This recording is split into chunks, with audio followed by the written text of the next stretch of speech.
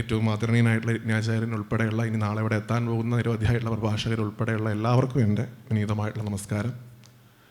ആദരണീയനായിട്ടുള്ള ഈ നാരായണീയ അമൃതം നമുക്ക് കടഞ്ഞെടുത്ത് തന്നിട്ടുള്ള ആ നാരായണനെയും നമസ്കരിക്കുന്നു. മേൽപ്പത്തൂർ നാരായണ ഭട്ടതിരി. ഞാൻ തീർത്തും ഔപചാരികതകളില്ലാതെ സംസാരിക്കാനാണ് താല്പര്യപ്പെടുന്നത്. ഇതെൻ്റെ നാടാണ്. വള്ളുവനാടിൻ്റെ ഒരു ഭാഗം തന്നെയാണ് മണ്ണാർക്കാടും. എൻ്റെ പരദേവതയാണ് തിരുമാന്താകുന്നിലമ്മ. ദേവിയുടെ അടുത്തിരിക്കുമ്പോൾ വേറെ എവിടെയും ചെന്നതായിട്ടുള്ളൊരു തോന്നലില്ല ഒട്ടും. കാക്കശ്ശേരി ഭട്ടതിരിയോട് ഒരു വിഭാഗം മലയാള ബ്രാഹ്മണർ ചോദിക്കുന്ന ഒരു ചോദ്യമുണ്ട്, നിങ്ങളെല്ലാവരും കേട്ടിട്ടുണ്ടാവും. ആപത്ത് വരുന്ന സമയത്ത് എന്ത് ചെയ്യുന്നതാണ് കരണീയം? പലതരത്തിലുള്ള ബുദ്ധിമുട്ടുകൾ അദ്ദേഹത്തെ കൊണ്ട് തന്നെ ഉണ്ടായ സമയത്ത് അദ്ദേഹത്തോട് പോയിട്ട് തന്നെ ഉപദേശം ചോദിച്ചു എന്നാണ്. അങ്ങയെ കൊണ്ട് വലിയ ബുദ്ധിമുട്ടാണെന്ന് നേരിട്ട് പറയാൻ പറ്റാത്തതുകൊണ്ട് അങ്ങാകുന്ന ആപത്തിനെ തടയാൻ, അല്ലെങ്കിൽ ആപത്ത് മുന്നിൽ വന്ന് നിൽക്കുമ്പോൾ ഞങ്ങൾ എന്ത് ചെയ്യണം? ആപത്തിക്കും കരണീയം അല്ലേ? ആപത്ത് വരുമ്പോൾ എന്ത് ചെയ്യണം എന്നാണ് ചോദിച്ചത്. എന്താ ഉത്തരം? സ്മരണീയം ചരണയുഗളം അമ്പായാം. അമ്മയുടെ പാതാരവിന്ദങ്ങളെ ആശ്രയിക്കൂ. ആ അമ്മയുടെ പാതാരവിന്ദങ്ങളിൽ ഇരുന്നു കൊണ്ടാണ് നമ്മൾ സംസാരിക്കുന്നത്. ഞാനത് പറഞ്ഞത് അതിശയോക്തി കറന്ന് കുറച്ച് അലങ്കാരം കൂട്ടി പറഞ്ഞല്ല. ഈ ഹാളിൻ്റെ പേര് അല്ലെങ്കിൽ ഈ ഓഡിറ്റോറിയത്തിൻ്റെ പേര് ശ്രീപാദം എന്നാണ്. നാരായണീയം പറയാൻ ഈ ഹാള് വളരെയധികം നല്ലതാണ്. വെച്ചാൽ ഏറ്റവും ഉചിതമാണ് തോന്നുന്നു ഈ ഹാള്. കാരണം ഇതിൻ്റെ പേരുകൊണ്ട് തന്നെ. ഈ ഉദ്യമത്തിൻ്റെ നോട്ടീസ് പ്രിയപ്പെട്ട ഉഷ് എനിക്ക് അയച്ചു തന്ന സമയത്ത് ഗുരുവായൂരപ്പൻ്റെ ഫോട്ടോ കണ്ടു, ചിന്മയാനന്ദ സ്വാമിയുടെ ഫോട്ടോ കണ്ടു, വേറെ കുറച്ച് ഫോട്ടോകളൊക്കെ കണ്ടു. അപ്പം ഞാനൊരു സജഷനായിട്ട് പറഞ്ഞു, ഇത് പ്രിൻ്റ് എടുത്തിട്ടില്ല എന്നുണ്ടെങ്കിൽ മേൽപ്പത്തൂർ നാരായണ ഭട്ടതിരിയുടെ ഫോട്ടോ കൂടെ എവിടെയെങ്കിലുമൊക്കെ നമുക്കൊന്ന് ആഡ് ചെയ്യാൻ പറ്റുമെങ്കിൽ നന്നായിരുന്നു. അപ്പോൾ ചേച്ചി പറഞ്ഞു, ഓൾറെഡി നമ്മളിത് പ്രിൻ്റ് എടുത്തു, ഉറപ്പായിട്ടും വ്യാസൻ വരുന്ന സമയത്ത് വേദിയിൽ ഒരു മേൽപ്പത്തൂരിൻ്റെ ഫോട്ടോ ഉണ്ടായിരിക്കും. എനിക്ക് വളരെയധികം സന്തോഷമുണ്ടായി. ചെയ്തു തന്നതിന് ഒരുപാട് നന്ദി. കാരണം രാമായണ മാസ പ്രഭാഷണങ്ങൾ നിരവധിയായിട്ട് പോയപ്പോഴൊക്കെ രാമായണവും രാമനെയും ഹനുമാനെയൊക്കെ നമ്മൾ കണ്ടു. ആരെ കണ്ടില്ല? എഴുത്തച്ഛനെ നമ്മൾ ഓർക്കാൻ മറന്നുപോയി. അദ്ദേഹം ഉള്ളത് കൊണ്ടാണ് നമുക്കിത് കിട്ടിയത് എന്നുള്ളതൊന്ന് നന്ദിയോടുകൂടി സ്മരിക്കാനുള്ളൊരു അവസരമായിട്ടാണ് ഇതിനെ കാണുന്നത്. അങ്ങനെയുള്ള മേൽപ്പത്തൂർ ആ നാരായണൻ ദ്വേതാനാരായണീയം എന്നാണല്ലോ അല്ലേ? എല്ലാ നാരായണന്മാരും ഇവിടെ ഉണ്ട്. നാരായണീയുണ്ട്, നാരായണനുണ്ട്, മറ്റേ നാരായണനുണ്ട്. ആ നാരായണ ഭട്ടതിരി മേൽപ്പത്തൂരല്ലല്ലോ അല്ലേ, മേൽപുത്തൂരാണ്. ഉപരി നവഗ്രാമം എന്നാണ് അദ്ദേഹം തന്നെ അദ്ദേഹത്തിൻ്റെ കൃതിയിൽ എഴുതിയിട്ടുള്ളത്. അപ്പോൾ ഈ അടുത്ത കാലത്ത് ഗുരുവായൂർ ദേവസ്വം ഓഡിറ്റോറിയത്തിൻ്റെ പേര് മാറ്റിയപ്പോൾ വലിയ ബഹളമായിരുന്നു. എന്തിനാണ് പേര് മാറ്റണേ? മുമ്പത്തെ പേര് തെറ്റായിരുന്നു, അതുകൊണ്ടാണ് മാറ്റിയേ. മേൽപ്പത്തൂരല്ല, മേൽപുത്തൂരാണ്. മേൽപുത്തൂർ നാരായണ ഭട്ടതിരി. ഉപരി നവഗ്രാമം എന്ന, ഉപരി എന്ന് പറയുമ്പോൾ മുകളിൽ, നവ എന്ന ശബ്ദം കൊണ്ട് പുതിയത്, ഗ്രാമം എന്നുള്ളത് കൊണ്ട് ഒരു, മേൽപുത്തൂർ ആണ്, മേൽപ്പത്തൂരല്ല. കുട്ടികളൊക്കെ ഉണ്ടെങ്കിൽ ഒന്ന് തിരുത്താം എന്ന് കരുതി പറഞ്ഞത്. എല്ലാവർക്കും അറിയാവുന്ന കാര്യമാണ്, ഒന്നും പ്രത്യേകിച്ച് ഞാൻ പറയേണ്ട ആവശ്യമില്ല. അദ്ദേഹത്തിൻ്റെ ഒരു ജീവിതം നമ്മൾ എടുക്കുമ്പോൾ നാരായണീയ മഹാത്മ്യത്തിലേക്ക് വരുന്നതിന് മുമ്പായിട്ട് അദ്ദേഹത്തെ ഒന്ന് സ്മരിക്കാമെന്ന് കരുതുന്നു. അദ്ദേഹത്തിൻ്റെ മഹാത്മ്യം തന്നെയാണ് യഥാർത്ഥത്തിൽ നാരായണീയം എന്നും ഞാൻ കരുതുന്നു. അദ്ദേഹത്തിൻ്റെ ജീവിതത്തിൽ പ്രധാനപ്പെട്ട ചില ക്ഷേത്രങ്ങളുണ്ട് ഗുരുവായൂർ അല്ലാണ്ട് തന്നെ. ഒന്ന്, അദ്ദേഹം ജനിച്ചു വീണ സ്ഥലത്തുള്ള ക്ഷേത്രം ചന്ദനക്കാവ്. അതൊരു ക്ഷേത്രമല്ല, ഒരു ക്ഷേത്ര സമുച്ചയമാണ്. അറിയായിരിക്കും, പോയ ആളുകളുണ്ടാവും. അവിടുത്തെ ഭഗവതിയും ഒപ്പം മഹാഗണപതിയും അദ്ദേഹത്തിൻ്റെ ഉപാസനാമൂർത്തികളായിരുന്നു എന്ന് പറഞ്ഞു കേട്ടിട്ടുണ്ട്. അത് കഴിഞ്ഞ് അദ്ദേഹം ഗുരുവായൂർക്ക് വരുന്നു. അവിടെ നിന്ന് അദ്ദേഹം അമ്പലപ്പുഴയ്ക്ക് പോകുന്നു. നിരവധിയായിട്ടുള്ള ക്ഷേത്രങ്ങൾ അദ്ദേഹം സന്ദർശിക്കുന്നുണ്ട്. അദ്ദേഹത്തിന് ഏകദേശം 70 വയസ്സ് പ്രായമായ സമയത്ത് എങ്ങനെയാണോ ഭഗവാൻ ഉദ്ധവരെ തൻ്റെ ആ സ്വധാമ ഗമനത്തിന് മുമ്പായിട്ട് എവിടേക്ക് പറഞ്ഞു വിട്ടു? ഗച്ഛോദ്ധവ എന്നുകൊണ്ട് തുടങ്ങും ഭാഗവത്തിൽ അല്ലേ? ബദ്രിയിലേക്ക് പറഞ്ഞു വിട്ടതുപോലെ ഭഗവാൻ ഉദ്ധവനെ അയച്ചതുപോലെ മേൽപ്പത്തൂരിനെ ഒരു സ്ഥലത്തേക്ക് അയച്ചു. എവിടേക്ക്? മുക്കോല എന്നാണ് ആ ക്ഷേത്രത്തിൻ്റെ പേര്. മൂക്ക് തല എന്നൊക്കെ പറയും. മുക്തിസ്ഥൽ എന്നാണ് ശരിക്കുള്ള പേര്. അത് നമ്മൾ നാടൻ ഭാഷയിലാക്കിയപ്പോൾ മുക്കോല എന്നാക്കി. മുക്കോല ഏകദേശം ചോറ്റാനിക്കരയ്ക്ക് സമാനമായിട്ടുള്ളൊരു ക്ഷേത്രമാണ്. മേൽക്കാവും കീഴ്ക്കാവും ഉണ്ട്. അവിടുത്തെ മേൽക്കാവിലെ ഭഗവതിയെ അനുസ്മരിച്ചുകൊണ്ട്, അമ്മയെ സ്തുതിച്ചുകൊണ്ട് മേൽപ്പത്തൂർ നാരായണ ഭട്ടതിരി അതിവിശേഷപ്പെട്ട ഒരു കാവ്യം എഴുതുണ്ടായിട്ടുണ്ട്. നാരായണീയ ഉപാസകരായിട്ട് നിങ്ങളെല്ലാവരും അതിൻ്റെ പേര് പറയും എന്നാണ് ഞാൻ കരുതുന്നത്. ഏതാ പുസ്തകം?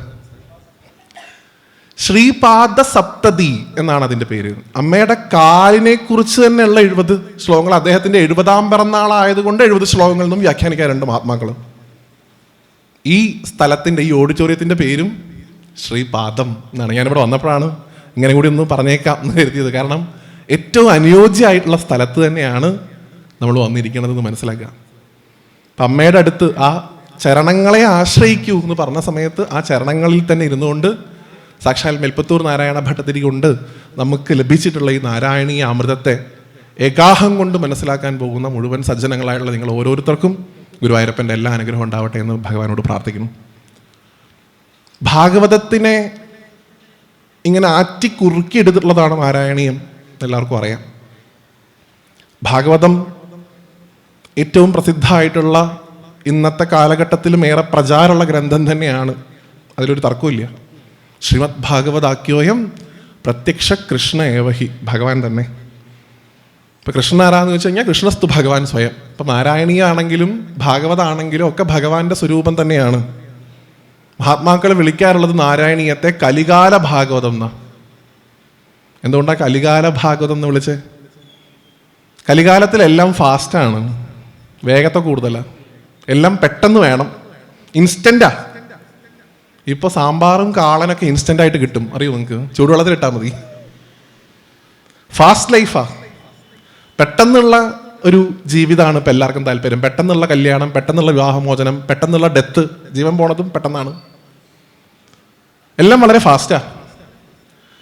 ഈ സമയത്ത് 11, 12 അല്ലെങ്കിൽ ഇത്രയധികം മഹത്തരമായിട്ടുള്ള ഒരു ഗ്രന്ഥം, ഭാഗവതം പോലുള്ളൊരു ഗ്രന്ഥത്തെ മുഴുവനായിട്ട് സ്വാംശീകരിക്കാൻ കലിയുഗത്തിൽ എല്ലാവർക്കും സാധിക്കൂ എന്നുള്ള ഒരു ധാരണ മഹാത്മാക്കൾക്ക് ഉണ്ടായിട്ടുണ്ടാവാം മുമ്പ് തന്നെ. മേൽപ്പത്തൂരിന് മുമ്പും ചിലപ്പോൾ ഉണ്ടായിട്ടുണ്ടാവാം. അതുകൊണ്ട് ആ ഭാഗവതത്തെ തന്നെ മുഴുവൻ അന്തസത്തയും ചോർന്നു പോവാതെ എന്നാൽ തൻ്റേതായിട്ടുള്ള ചില പ്രിവിലേജുകൾ എടുത്തുകൊണ്ട് മേൽപ്പത്തൂർ നാരായണ ഭട്ടതിരി നമുക്ക് തന്നിട്ടുള്ളതാണ് നാരായണീയം. അതുകൊണ്ട് കലികാല ഭാഗവതം എന്ന് വിളിക്കും. കാരണം ഈ സമയത്ത് എല്ലാവർക്കും തിരക്കാണ്, പെട്ടെന്ന് കിട്ടുകയും വേണം, എന്ന ആശയം ചോർന്നു പോകാനും പാടില്ല. മേൽപ്പത്തൂർ പല ഭാഗത്തും അദ്ദേഹത്തിൻ്റെ തന്നെ ആയിട്ടുള്ള ചില ലൈസൻസ് ഒക്കെ ഉപയോഗിച്ചിട്ടുണ്ട് ഗുരുവായൂരപ്പൻ്റെ അടുത്ത്. നമ്മുടെ ഭാഗവതാണെങ്കിലും ഇപ്പം പരീക്ഷത്തിന് ശ്രീശുകൻ പറഞ്ഞു കൊടുക്കുന്ന രീതിയിലാണെങ്കിലും സൂതശൗനക സംവാദ രീതിയിലാണെങ്കിലും നാരായണീയം പരിശോധിക്കുന്ന സമയത്ത് നാരായണീയത്തിൽ സംവാദം ഉണ്ടോ എന്ന് ചോദിക്കാറുണ്ട് പല ആളുകളും. ഇപ്പം ഗീതയാണെങ്കിൽ കൃഷ്ണാർജുന സംവാദമാണ്. സംവാദ രൂപത്തിലാണ് നിരവധിയായിട്ടുള്ള മഹത് ഗ്രന്ഥങ്ങൾ നമ്മുടെ ധർമ്മത്തിലുള്ളത്. എന്നാൽ നാരായണീയം സംവാദ രൂപത്തിലാണോ എന്നൊരു ചോദ്യം ആർക്കെങ്കിലും ഉണ്ട് എന്നുണ്ടെങ്കിൽ അതിൻ്റെ രചനാഭാഗത്ത് അത് കാണുന്നില്ലെങ്കിലും അത് തീർച്ചയായിട്ടും സംവാദ രൂപത്തിലുള്ളൊരു കൃതി തന്നെയാണ്. ആരൊക്കെ തമ്മിലുള്ള സംവാദം? ദ്വൈതാനാരായണീയം. വീണ്ടും നാരായണനും തമ്മിലുള്ള ഒരു സംവാദം. ഓരോ ശ്ലോകം എഴുതി കഴിഞ്ഞിട്ടും മേൽപ്പത്തൂർ ഗുരുവായൂരപ്പനോട് ചോദിച്ചു ഉത്തരേ, ഗുരുവായൂരപ്പ ഇങ്ങനെയല്ലേ ഉണ്ടായത്? അതേ ഭട്ടേരി, ഇങ്ങനെയാണ് ഉണ്ടായത്. അപ്പോഴേ എഴുതിയിട്ടുള്ളൂ. ശ്ലോകം മനസ്സിൽ വരുന്ന സമയത്ത് അത് ചൊല്ലി കേൾപ്പിക്കുന്നുണ്ട്, മാതൃദത്തനടുത്തിരിക്കുന്നുണ്ട് എഴുതാനായിട്ട്. ഗുരുവായൂരപ്പൻ്റെ സമ്മതം കിട്ടുമ്പോഴാത്രേ മാതൃദത്തനോട് പറഞ്ഞത്, അദ്ദേഹം സമ്മതിച്ചിട്ടുണ്ട്, എഴുതിക്കോളൂ. അതുകൊണ്ട് എനിക്ക് മേൽപ്പത്തൂരിൻ്റെ നാരായണീയത്തിന് ചെറുതായിട്ട്, നിങ്ങൾ അങ്ങനെയൊക്കെ പറഞ്ഞാൽ എന്നോട് ക്ഷമിക്കണേ, എനിക്ക് ഭാഗവതത്തിനേക്കാൾ ഒരു പിടി ഇഷ്ടം കൂടുതലാണ് നാരായണീയം. എന്തുകൊണ്ട് എന്നുള്ളതിന് എൻ്റെ ഏറ്റവും ഞാൻ ഏറ്റവും താഴ്ന്ന തലത്തിൽ സഞ്ചരിക്കുന്ന ഒരാളാണ്. നിങ്ങളൊക്കെ വളരെ ഔന്നത്യത്തിലാണ് ഞാൻ കാണുന്നത്. എന്നെ സംബന്ധിച്ചിടത്തോളം ഗുരുവായൂരപ്പനെ ഇഷ്ടപ്പെടുന്ന ഒരു വ്യക്തി, ഗുരുവായൂരപ്പൻ്റെ ഭക്തൻ എന്ന് പറയാനുള്ള ഒരു അർഹത എനിക്കില്ല എന്ന് എനിക്ക് നന്നായിട്ട് അറിയാം. അത് ഭഗവാനാണ് തീരുമാനിക്കേണ്ടത്. ഇദ്ദേഹം എൻ്റെ ഭക്തനാണെന്നൊന്നും. ഭഗവാനെ ഇഷ്ടപ്പെടാൻ ശ്രമിക്കുന്ന ഒരു വ്യക്തി എന്നുള്ള നിലയിൽ എനിക്ക് മേൽപ്പത്തൂരിനോടുള്ള ഏറ്റവും വലിയ ഇഷ്ടം എന്ന് പറയുന്നത്, മേൽപ്പത്തൂർ നാരായണി എഴുതിയ സമയത്ത് ഒഴിവാക്കിയ ഭാഗങ്ങളിൽ ഏറ്റവും പ്രധാനപ്പെട്ട ഭാഗമാണ് സ്വധാമഗമനം. ഭഗവാൻ തിരിച്ചു പോയി എന്ന് വിശ്വസിക്കാൻ ആർക്ക് താല്പര്യമില്ല? മേൽപ്പത്തൂരിന് താല്പര്യം ഉണ്ടായിരുന്നില്ല. അതുകൊണ്ട് അദ്ദേഹം എന്ത് എഴുതിയില്ല? സ്വർഗാരോഹണം ഇല്ലാത്ത ഭഗവാനാ നാരായണീയത്തിലുള്ളത്. സ്വർഗാരോഹണം എന്ന് പറഞ്ഞാൽ നമ്മൾ അതിനെ ചുരുക്കും. ഭഗവാൻ സ്വയം വൈകുണ്ഠത്തിലേക്ക് പോയ ആ ഭാഗം എഴുതിയില്ല. പകരം വേറെ കുറെ ഭാഗങ്ങൾ അദ്ദേഹം കൂട്ടിച്ചേർക്കുകയും ചെയ്തു. ഗീത പോലെ, ഭഗവത്ഗീത ഉപദേശിക്കുന്നത് പോലുള്ള ഭാഗങ്ങൾ കൂട്ടിച്ചേർത്തു. ഒന്ന്, സ്വധാമഗമനം ഇല്ലാത്തത് കൊണ്ട് നാരായണീയ ഇഷ്ടമാണ്. രണ്ട്, ഭാഗവതത്തിൽ മനഃപൂർവ്വം മറന്നു കളഞ്ഞ ഒരാളെ മേൽപ്പത്തൂർ ഓർമ്മിച്ചു. ഭാഗവതത്തിൽ പലപ്പോഴും ആ ശബ്ദം ഇങ്ങനെ എഴുതാൻ ഇങ്ങനെ തോന്നും വ്യാസമഹർഷിക്ക്, പക്ഷെ എഴുതിയില്ല. എഴുതി കഴിഞ്ഞാലുള്ള ബുദ്ധിമുട്ട് അദ്ദേഹത്തിന് അറിയാമായിരുന്നു. ആ ആത്യന്തികമായിട്ടുള്ള ആനന്ദാവസ്ഥയിലേക്ക് പോവാതിരിക്കാൻ എന്ന് പറഞ്ഞിട്ട് മഹാത്മാക്കൾ വ്യാഖ്യാനിക്കാറുണ്ട്. ആ ശബ്ദം രണ്ടക്ഷരേ ഉള്ളൂ. ഏത്? രാധേ, അല്ലേ? രാധേശ്യാം. രാധ എന്ന് പറയുന്ന ആ ശബ്ദം ഭാഗവതത്തിൽ എഴുതിയില്ല, പക്ഷെ നാരായണത്തിൽ വന്നപ്പോൾ രാധയുണ്ട്. ഇങ്ങനെ നിരവധിയായിട്ടുള്ള, അതാണ് ഞാൻ പറഞ്ഞത്, മേൽപ്പത്തൂരിന് ഭഗവാനോടുള്ള ഒരു ലൈസൻസ് എടുത്തിട്ടുണ്ട് പലപ്പോഴും. അങ്ങനെ നമുക്ക് കിട്ടിയിട്ടുള്ള ഈ നാരായണീയത്തെ ഒരു ദിവസം കൊണ്ട് മനസ്സിലാക്കാനുള്ള ഒരു ശ്രമമാണ് നാളെ നമ്മൾ നടത്തുന്നത്. ഒരു ദിവസം കൊണ്ട് മനസ്സിലാക്കാൻ സാധിക്കുകയല്ല, അതെന്താണെന്നൊന്ന് അടുത്തറിയാനുള്ള ഒരു ശ്രമം, അത്രേ ഉള്ളൂ. ഒരു ദിവസം കൊണ്ട് മനസ്സിലാക്കാൻ സാധിക്കുമെന്ന് വെച്ചാൽ തീർച്ചയായിട്ടും സാധിക്കുകയും ചെയ്യും കേട്ടോ, അത് വേറെ. എല്ലാവർക്കും ഭഗവാന്റെ പരമഭക്തനായിട്ടുള്ള അല്ലെങ്കിൽ പരമഭക്തനായി തീർന്ന ചേലപ്പറമ്പ് നമ്പൂതിരി എന്ന് പറഞ്ഞിട്ടൊരു നമ്പൂതിരി ഉണ്ട്. ഗുരുവായൂർ അറിയാവുന്ന കഥയായിരിക്കും. അദ്ദേഹത്തിൻ്റെ കഥയൊന്നും ഞാൻ വിസ്തരിക്കുന്നില്ല. അദ്ദേഹം താൻ ഇത്ര നാൾ ജീവിതം എങ്ങനെയാണ് മുന്നോട്ട് നയിച്ചതെന്ന് തിരിച്ചറിഞ്ഞ് ആ ഭഗവാന്റെ നേദ്യം ഉണ്ടാക്കുന്ന സ്ഥലത്ത് നിന്ന് തിരിച്ചു വന്ന് ശ്രീകോവിലിൻ്റെ അടുത്ത് വന്ന് നമസ്കരിച്ച സമയത്ത് അദ്ദേഹം ഒരു ശ്ലോകം ചൊല്ലി നമസ്കരിച്ചിട്ടുണ്ട്. ആ ശ്ലോകം ചൊല്ലി നമസ്കരിച്ച് പിന്നെ അദ്ദേഹം എഴുന്നേറ്റില്ല എന്നാണ്, അങ്ങനെ ഗുരുവായൂരപ്പൻ ലയിച്ചു എന്നാണ് പറയുക. അതിൻ്റെ അവസാനത്തെ വരി ഏതാണ്ട് എൻ്റെ ഓർമ്മയിൽ നിന്ന് ഞാൻ പറയുമ്പോൾ ശേഷായുഷാ തോഷേ എന്നാണ്. എന്നുവെച്ചാൽ എൻ്റെ ശേഷിക്കുന്ന ആയുസ് ഭഗവാനെ അങ്ങയുടെ സന്തോഷത്തിന് വേണ്ടി ഉപയോഗിക്കണേ. അതിൻ്റെ ആദ്യത്തെ ഭാഗം ഞാൻ ശ്ലോകം ഓർക്കാത്തതുകൊണ്ടാണ് ചൊല്ലാത്തത്. ഉത്താനപാലന്റെ പുത്രനായിട്ടുള്ള ധ്രുവന് അങ്ങ് ഇത്ര സമയം കൊണ്ട് കൊടുത്തു, പരീക്ഷത്തിന് ഇത്ര സമയം കൊണ്ട് കൊടുത്തു, പിങ്കളയ്ക്ക് ഇത്ര സമയം കൊണ്ട് കൊടുത്തു. ഇത്രയും കാലമായിട്ടും ഭഗവാനെ ഞാൻ അങ്ങയെക്കുറിച്ച് സ്മരിച്ചില്ലല്ലോ, അതുകൊണ്ട് ഇനിയുള്ള എൻ്റെ കാലം അങ്ങയുടെ സന്തോഷത്തിന് വേണ്ടി ഞാനിതാ സമർപ്പിക്കുന്നു എന്ന് പറഞ്ഞാൽ നമസ്കരിച്ച് ചേലപ്പറമ്പ് നമ്പൂതിരി. അപ്പൊ ഒരു ദിവസം കൊണ്ടും ഭഗവാനെ അറിയാൻ സാധിക്കും, തീർച്ചയായിട്ടും സാധിക്കും. അത് നാളെ ഇവിടെ നിങ്ങൾക്ക് പ്രത്യക്ഷമായിട്ട് മനസ്സിലാക്കാനും സാധിക്കും. അങ്ങനെയുള്ള നാരായണീയത്തിനെ സമീപിക്കുന്ന സമയത്ത് നാരായണീയത്തിൻ്റെ മഹത്വം എന്ന് പറയുന്നത് ഞാൻ എപ്പോഴും പറയാറുണ്ട്, മഹാത്മാക്കൾ എല്ലാവരും പറയാറുള്ളത്, ഞാനത് കേട്ട് പറയുന്നതാണ്. ഭക്തൻ, ഭഗവാൻ, ഭാഗവതം, ഇത് മൂന്നിനും തമ്മിൽ ഭേദമില്ല. ഭഗവാൻ തന്നെയാണ് ഭക്തനും, ഭഗവാൻ തന്നെയാണ് ഭാഗവതവും. അതുകൊണ്ട് നാരായണീയം എന്ന് പറയുമ്പോൾ നാരായണനെ സംബന്ധിച്ച് എന്ന് പറയുമ്പോഴും നാരായണൻ എഴുതിയത് എന്ന് പറയുമ്പോഴും ഭേദഭാവമില്ല, രണ്ടും ഒന്ന് തന്നെയാണ്. അപ്പം നമ്മളിത് കേൾക്കുന്ന സമയത്ത് മൂന്നാമതൊരു നാരായണനും കൂടെ അവിടെ വരുന്നു. കാരണം നമ്മളിലുള്ളത് ആത്യന്തായിട്ട് ഗുരുവായൂരപ്പൻ തന്നെയാണ്. അതുകൊണ്ട് തന്നെ ആ ഗ്രന്ഥത്തെ അടുത്തറിയാൻ ശ്രമിക്കുന്ന സമയത്ത് ആ ഗ്രന്ഥം കിട്ടിയ ഒരു ചോദ്യമുണ്ട്. ആ ഗ്രന്ഥത്തിൻ്റെ പാതയിലേക്ക് മേൽപ്പത്തൂർ നാരായണ ഭട്ടതിരിയെ കൊണ്ടുവന്നെത്തിച്ച ഒരു ചോദ്യമുണ്ട്. നമ്മുടെ പല ഗ്രന്ഥങ്ങളുടെയും രചനയ്ക്ക് പുറകിൽ ഒരു ചോദ്യം ഇല്ലെങ്കിൽ ഒരു വിശേഷപ്പെട്ട ഒരു ബാക്ക്ഗ്രൗണ്ട് സെറ്റ് ചെയ്ത് വെച്ചിട്ടുണ്ടാവും മഹാത്മാക്കൾ. ഇപ്പം രാമായണം നിങ്ങൾക്ക് എല്ലാവർക്കും അറിയാം. രത്നാകരനായിരുന്ന കാട്ടാളനോട് മഹർഷിമാർ ചോദിക്കുന്ന ഒരു ചോദ്യത്തിൽ നിന്നാണ് രാമായണം ഉണ്ടാവുന്നത്. എന്ത്? നീ ഈ ചെയ്യുന്ന കർമ്മങ്ങളുടെയൊക്കെ പ്രാരാബ്ധം നിന്റെ കുടുംബം അനുഭവിക്കുമെന്ന് പോയി ചോദിച്ചിട്ട് വരൂ, അല്ലേ? ഈ ഒരു ചോദ്യം ഉണ്ട് അവിടെ. പരീക്ഷത്തിനാണെങ്കിലും ഉള്ളിൽ പരീക്ഷത്ത് സ്വയം ചോദിക്കുന്നുണ്ട്, ഇനിയുള്ള 7 ദിവസം ഞാൻ എങ്ങനെ ചെലവഴിക്കണം? മേൽപ്പത്തൂരിന് ഒരു ചോദ്യം ഉണ്ടായിരുന്നു.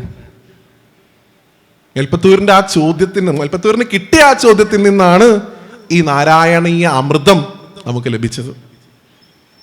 അദ്ദേഹം ബാല്യകാലത്തിൽ തന്നെ മഹാപണ്ഡിതനായിരുന്നു, എല്ലാവർക്കും അറിയാം. വളരെയധികം ഈശ്വരഭക്തനായിരുന്നു. പഠിക്കാനുള്ള വ്യഗ്രത ഒരുപാടുണ്ടായിരുന്നു. വ്യാകരണമൊക്കെ പഠിക്കാനുള്ള ശ്രമങ്ങൾ നിരവധിയായിട്ട് നടത്തിയിട്ടുണ്ട്. അദ്ദേഹത്തിൻ്റെ പാണ്ഡിത്യം അദ്ദേഹം പല ശ്ലോകങ്ങൾ കൊണ്ട് പറഞ്ഞു വെച്ചിട്ടുണ്ട്. അദ്ദേഹത്തിൻ്റെ നാരായണീയൊക്കെ എഴുതുന്നതിന് മുമ്പാണെന്ന് തോന്നുന്നു ഒരു പ്രഭാഷണത്തിൽ കേട്ടത്, അദ്ദേഹം ഈ ശൂർപ്പണഖ വിലാപം എന്ന് പറയുന്ന ഒരു കൃതി എഴുതിയിട്ടുണ്ടെന്ന്. അതായത് ശ്രീരാമന്റെ സഹോദരനായിട്ടുള്ള ലക്ഷ്മണൻ ശൂർപ്പണഖയുടെ മൂക്ക് ചെത്തി. അപ്പൊ മൂക്ക് ചെത്തിയ ശൂർപ്പണഖ ലങ്കയിൽ ചെന്ന് ഈ പറയുന്ന തൻ്റെ ജ്യേഷ്ഠനായിട്ടുള്ള രാവണനോട് ദുഃഖം പറയാണ്. അപ്പൊ എന്താണ് പ്രശ്നം? മൂക്ക് ചെത്തിയത് കൊണ്ട് ചില അക്ഷരങ്ങൾ ഉച്ചരിക്കാൻ സാധിക്കില്ല. മേൽപ്പത്തൂർ എഴുതിയ സമയത്ത് മൂക്കില്ലാത്ത ആൾക്ക് ഉച്ചരിക്കാൻ സാധിക്കാത്ത ഒരക്ഷരം എഴുതിയില്ല അത്ര. അതാണ് അദ്ദേഹത്തിന്റെ മഹത്വം. ചെറിയ ആളല്ല. അങ്ങനെ ഉണ്ടായിരുന്ന ഒരാള്, അങ്ങനെ ഉണ്ടായിരുന്ന മേൽപ്പത്തൂര് തൃക്കണ്ടിയൂര് ചെല്ലുന്നു, അച്യുത പിഷാരടിയോട് ശിഷ്യപ്പെടുന്നു, അദ്ദേഹത്തിന്റെ മകളെ വിവാഹം ചെയ്യുന്നു. പിന്നീട് അങ്ങോട്ട് അദ്ദേഹത്തിന് ഉണ്ടായിട്ടുള്ള മാറ്റവും നിങ്ങൾക്കറിയാം. എല്ലാ തരത്തിലുള്ള സൽചിന്തകളും വിട്ടുപോകുന്നു.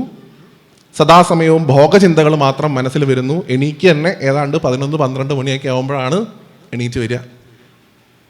എണീറ്റ് വന്ന് കുട്ടികളെ അച്യുത പിഷാരടി ജ്യോതിഷം പഠിപ്പിക്കുന്നുണ്ടാവും, അതിൻ്റെ ഇടയിൽ കൂടെ നടന്നു പോകും.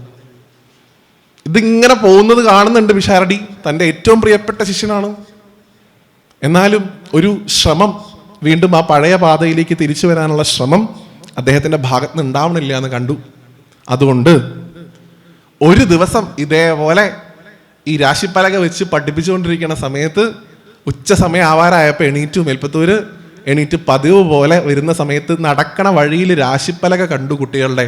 അതൊന്ന് മാറ്റി വെക്കാനുള്ള ഒരു ശ്രമം, അല്ലെങ്കിൽ അതൊന്ന് മാറ്റൂ എന്നുള്ള ചോദ്യം പോലും ഇല്ലാതെ ആ രാശിപ്പലക ചാടിക്കടന്ന് അത്ര പോയത്. ആ സമയത്ത് അച്യുത പിഷാരടി ചോദിച്ച ഒരു ചോദ്യത്തിൽ നിന്നാണ് നാരായണീയം എന്ന് പറയുന്ന ഈ ഗ്രന്ഥം നമുക്ക് കിട്ടിയിട്ടുള്ളത്. എന്താ ചോദ്യം? ഇത്ര നല്ലൊരു ബ്രാഹ്മണ ജന്മം കിട്ടിയിട്ട് പാഴാക്കി കളയുന്നല്ലോ എന്നൊരു ചോദ്യമുണ്ട്. അതാണ് കൊണ്ടത്. നമ്മൾ ഓരോരുത്തരും ഒരു ദിവസം ഒരു തവണയെങ്കിലും ഈ ചോദ്യം നമ്മളോട് സ്വയം ചോദിക്കേണ്ടതല്ലേ എന്ന് നമ്മളൊന്ന് പരിശോധിക്കുക. എത്രയൊക്കെ സാധനയിൽ നമ്മൾ മുന്നോട്ട് വന്നു എന്ന് പറഞ്ഞാലും, എത്രയൊക്കെ ഗുരുവായൂരപ്പനോട് നമ്മൾ അടുത്തു എന്ന് പറഞ്ഞാലും, നമുക്കൊരു സംശയം ഉണ്ട് എന്ന് തോന്നുകയാണെങ്കിൽ ഒന്ന് സ്വയം ചോദിക്കുന്നത് നല്ലതാണ്. ഞാനൊക്കെ ഒരു ദിവസം പലതവണ ചോദിക്കാറുണ്ട്, എന്തിനാണ് ഇങ്ങനെ ഒരു ജന്മം? അങ്ങനെ ചോദിക്കുന്ന സമയത്ത് നമ്മുടെ ഉള്ളിലൊരു തിരിച്ചറിവുണ്ടാവും. എന്തിനാണ് ഈ ശ്രമം, ഈ ബാക്കിയുള്ള ആയുസ് ചെലവഴിക്കേണ്ടത്?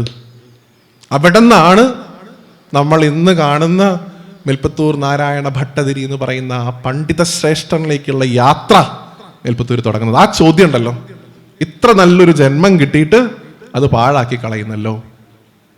ഇപ്പൊ നാരായണീയം കേൾക്കുന്ന ഓരോരുത്തർക്കും നാരായണീയം പഠിക്കുന്നതിന് മുമ്പ് എന്താണ് നാരായണീയത്തിൽ നിന്ന് കിട്ടുക എന്നുള്ളതിന്റെ ഉത്തരവും ആ ചോദ്യത്തിലുണ്ട്. ജന്മം പാഴാവില്ല എന്നുള്ളതാണ് ഏറ്റവും മലയാളം. എന്തിനു വന്ന് ജനിച്ചു ഭഗവാനെ ഈ ഭൂമിയിൽ നിന്ന് ഒരിക്കലും നിങ്ങൾക്ക് ഗുരുവായൂർ പോയിട്ട് ഗുരുവായൂരപ്പനോട് ചോദിക്കേണ്ട അവസ്ഥ വരില്ല. ആരെ ആശ്രയിച്ചാൽ? നാരായണീയത്തെ ആശ്രയിച്ചാൽ. ഭക്തിജ്ഞാന വൈരാഗ്യങ്ങൾക്ക് വേണ്ടിയിട്ടാണ് ഭാഗവതം. ധർമാർത്ഥ കാമമോക്ഷങ്ങൾക്ക് വേണ്ടിയിട്ടാണ് ഏത് ഗ്രന്ഥവും, അല്ലെ? അതിനുപരിയായിട്ട് ഈ ജീവിതത്തിനെ സാക്ഷാത്കരിക്കാൻ വേണ്ട എന്തൊക്കെ അറിവുകളുണ്ടോ അതെല്ലാം തന്നെ ആത്യന്തികമായി നാരായണീയത്തിൽ അടങ്ങിയിട്ടുണ്ട് എന്നുള്ളത് നാരായണീയത്തെ ദീർഘനാളായിട്ട് ഉപാസിക്കുന്ന നിങ്ങൾക്ക് ഓരോരുത്തർക്കും സ്വതവേ അറിയുന്നുണ്ടാവും. നമുക്ക് ആദിമ പാരമ്പര്യത്തിലേക്ക് നമ്മൾ കടന്നു ചെല്ലുമ്പോൾ വേദമാണ് അടിസ്ഥാനം. ആ വേദത്തെ ലഘൂകരിക്കാൻ വേണ്ടിയിട്ടാണ് ഉപനിഷത്തുകൾ ഉണ്ടാക്കിയിട്ടുള്ളത്. ആ ഉപനിഷത്തുകളെ വീണ്ടും ലഘൂകരിക്കാൻ വേണ്ടിയിട്ടാണ് പുരാണ ഇതിഹാസങ്ങൾ ഉണ്ടാക്കിയിട്ടുള്ളത്. ഉപനിഷത്ത് എടുത്താലും പുരാണം എടുത്താലും ആത്യന്തികമായിട്ട് പറഞ്ഞു വെക്കുന്നത് വേദ സാരാംശം തന്നെയാണ്, തർക്കമില്ല. ഒരിക്കലും കഥയല്ല ഇതിലൊന്നും പറഞ്ഞിട്ടുള്ളത്, വേദ തത്വമാണ് എന്നുള്ളതും മനസ്സിലാക്കണം. ഇത് വരുന്ന തലമുറയിലുള്ള കുട്ടികൾക്ക് പറഞ്ഞു കൊടുക്കാനാണ് നമ്മൾ ഏകാഹം കൊണ്ടൊക്കെ യഥാർത്ഥത്തിൽ ഉദ്ദേശിക്കുന്നതാണ് ഞാൻ മനസ്സിലാക്കുന്നത്. കാരണം നിങ്ങളൊക്കെ നാരായണീയം നിരവധിയായിട്ടുള്ള തവണ അതിൻ്റെ പല ആവൃത്തിയിലൂടെ കടന്നു പോയിട്ടുള്ള ആൾക്കാരായിരിക്കും. വരുന്ന തലമുറയിലുള്ള കുട്ടികൾക്ക് നാരായണീ എന്തെന്ന് പറഞ്ഞു കൊടുക്കുക. നാരായണീയത്തെ ഉപാസിച്ചു കഴിഞ്ഞാൽ നേരത്തെ പറഞ്ഞതുപോലെ ജന്മം പാഴാവില്ല മക്കളെ എന്ന് പറയാൻ നമുക്ക് ഓരോരുത്തർക്കും സാധിക്കണം. എനിക്ക് സമയമില്ല എങ്കിൽ പോലും ഇത് പറയാതെ മുന്നോട്ട് പോകുന്നത് ശരിയല്ല. പണ്ടെന്നല്ലൊരു 4 മാസമായിട്ടേ ഉള്ളൂ തിരുവനന്തപുരത്ത് ഒരു ഭാഗവത സത്രം നടക്കുന്ന സമയത്ത് എനിക്ക് കിട്ടിയ വിഷയം സ്വർഗാരോഹണമാണ്. എനിക്ക് ഒട്ടും ഇഷ്ടമല്ലാത്തൊരു വിഷയമാണ് ഈ സ്വർഗാരോഹണം പറയുക എന്നുള്ളത്. ഭഗവാന്റെ മായയാണ്. ഭഗവാന്റെ ശരീരം പോലും ഭഗവാന്റെ മായയാണെന്നുള്ള തിരിച്ചറിവൊക്കെ നമുക്കുണ്ടെങ്കിലും ഭഗവാൻ ഭൂമിയിൽ നിന്ന് പോയി എന്ന് കേൾക്കുമ്പോൾ നമുക്കൊരു വിഷമ. മത്സ്യമായപ്പോഴും കൂർമായപ്പോഴും വരാഹായപ്പോഴും നമുക്ക് വലിയ വിഷമം ഉണ്ടായില്ല. നരസിംഹമായപ്പോൾ ഭഗവാനെ പെട്ടെന്ന് പോണേ എന്നാണ് നമ്മൾ പ്രാർത്ഥിച്ചത്. എന്നാൽ ഭഗവാൻ കൃഷ്ണൻ പോയി എന്ന് പറയുന്നത് കേട്ടപ്പോൾ അയ്യോ വലിയ വിഷമമാണ്. അപ്പോൾ ഭഗവാന്റെ സ്വർഗാരോഹണം വർണ്ണിക്കുന്ന സമയത്ത് സാധാരണ ഉള്ളതുപോലെ തന്നെ ഭഗവാൻ ഈ ദ്വാരകയുടെ നാശത്തിന് ശേഷം, യാദവന്മാരുടെ നാശത്തിന് ശേഷം ഭഗവാന്റെ ജ്യേഷ്ഠനായിട്ടുള്ള ബലഭദ്രസ്വാമി അദ്ദേഹത്തിൻ്റെ ആദ്യ സ്വരൂപമായിട്ടുള്ള ആ ആദിശേഷങ്ങളിലേക്ക് തിരിച്ചു പോയതിനു ശേഷം ഭഗവാൻ വനാന്തർഭാഗത്തേക്ക് പോവുകയും അവിടെ ഒരു മരത്തിൽ ധ്യാനനിരതനാവുകയും ചെയ്യുന്നു. ഭഗവാന്റെ കാൽപാദങ്ങൾ താഴേക്ക് തൂക്കിയിട്ടിട്ടുണ്ടായിരുന്നു. ഒരു കാട്ടാളൻ ആ വഴി വരുന്നു. ആ സമയത്ത് ഭഗവാന്റെ ഏറ്റവും നൈർമല്യത്തോടു കൂടി, ഉച്ചപൂജ അലങ്കാരം കേൾക്കുന്ന ആൾക്കാരായിരിക്കുമല്ലോ എല്ലാവരും, ഞാൻ പറയാം, ആ 2 കുഞ്ഞിക്കാലുകളെ ആശ്രയിക്കുക എന്ന് പറയുക. അങ്ങനെയുള്ള ആ കാലുകൾ കാണുന്ന സമയത്ത് അതൊരു മാനിൻ്റെ മുഖമാണെന്ന് കരുതി അതിലേക്ക് അസ്ത്രം അയക്കുന്നു. കാൽമടമ്പിൽ അമ്പ് കൊണ്ട് ഭഗവാൻ സ്വധാമത്തിലേക്ക് തിരിച്ചു പോകുന്നു. അപ്പം അവസാനിപ്പിച്ചപ്പോൾ എന്ത് പറഞ്ഞു? അങ്ങനെ വേടൻ്റെ അമ്പ് കൊണ്ട് ഭഗവാൻ സ്വധാമത്തിലേക്ക് തിരിച്ചു പോയി എന്ന് പറഞ്ഞ ഉടനെ തന്നെ അത് കേട്ടുകൊണ്ടിരുന്ന 2 കുട്ടികൾ എൻ്റെ മുഖത്ത് നോക്കി പറഞ്ഞത്, ഞങ്ങളുടെ വേടൻ ചേട്ടൻ അങ്ങനെ ചെയ്യില്ല. ചിരിച്ച ആൾക്കാർക്കൊക്കെ മറ്റേ വേടൻ ആരാന്ന് അറിയാം, അതുകൊണ്ടാണ്. ചിരിക്കാത്ത ആൾക്കാർക്ക് മറ്റേ വേടൻ ആരാന്ന് മനസ്സിലായില്ല, അത്രയേ ഉള്ളൂ. അതുകൊണ്ട് പ്രിയപ്പെട്ടവരെ, നിങ്ങൾ ഓരോരുത്തരും ഏകാഹ ആയിക്കോട്ടെ, സപ്താഹ ആയിക്കോട്ടെ, സത്ര ആയിക്കോട്ടെ, ആത്യന്തികമായിട്ട് നമ്മൾ ഓരോരുത്തരും ആചാര്യന്മാരും ആചാര്യകളുമായിട്ട് മാറേണ്ട കാലഘട്ടത്തിലൂടെയാണ് നമ്മൾ സഞ്ചരിച്ചുകൊണ്ടിരിക്കുന്നത് എന്നുള്ളത് മനസ്സിലാക്കുക. അതിനുള്ള ആധ്യാത്മിക വിദ്യാഭ്യാസം നിറയ്ക്കുന്ന പുസ്തകമാണ് ശ്രീമദ് നാരായണീയം. ഇത് ഉപാസിക്കുന്നതിലൂടെ നിങ്ങൾക്ക് ആരായി തീരാൻ സാധിക്കും? മഹാത്മാക്കൾ പറയുന്നുണ്ട്, നാരായണീയത്തിലൂടെ എന്ത് സാധിക്കും? നരനെ നാരായണനാക്കുന്നത് എന്തോ അതാണ് നാരായണീയം. നരനെ നാരായണനാക്കും. ഇപ്പൊ നരനായിട്ട് ജീവിക്കണോ നാരായണനായിട്ട് ജീവിക്കണോ എന്നുള്ളത് നമ്മുടെ തെരഞ്ഞെടുപ്പാണ്. ഒരു കാലഘട്ടത്തിൽ നാരായണ ഭട്ടതിരി പോലും നരനായിട്ട് ജീവിക്കേണ്ടി വന്നു. മാനുഷികമായിട്ടുള്ള വികാരങ്ങൾക്ക് അടിമപ്പെട്ടു. അപ്പൊ അദ്ദേഹത്തിന് തിരിച്ചറിവുണ്ടായി, നരനായിട്ട് മാത്രം ജീവിച്ചാൽ പോരാ, നാരായണനായിട്ട് മാറണം. അതിനെഴുതിയതാണ് ശ്രീമദ് നാരായണീയം. അതുകൊണ്ട് പുതിയ തലമുറയിലുള്ള കുട്ടികൾക്ക് നാരായണീയത്തിൻ്റെ അന്തസത്ത എന്തെന്ന് പറഞ്ഞു കൊടുക്കാൻ നമുക്ക് ഓരോരുത്തർക്കും സാധിക്കേണ്ടതായിട്ടുണ്ട്. നാരായണീയത്തിൻ്റെ കാവ്യഭംഗി പറഞ്ഞു കൊടുക്കുന്നത് പോലെ, നാരായണീയത്തിലെ സാഹിത്യം പറഞ്ഞു കൊടുക്കുന്നത് പോലെ, നാരായണീയത്തിലെ സാരാംശവും പറഞ്ഞു കൊടുക്കാൻ നമ്മൾ സമയം കണ്ടെത്തേണ്ടതായിട്ടുണ്ട്. കാരണം നാരായണീയം തന്നെ ആത്യന്തികമായിട്ട് ഒരു സാരാംശത്തിൽ ഊന്നിയിട്ടുള്ള കൃതിയാണ്.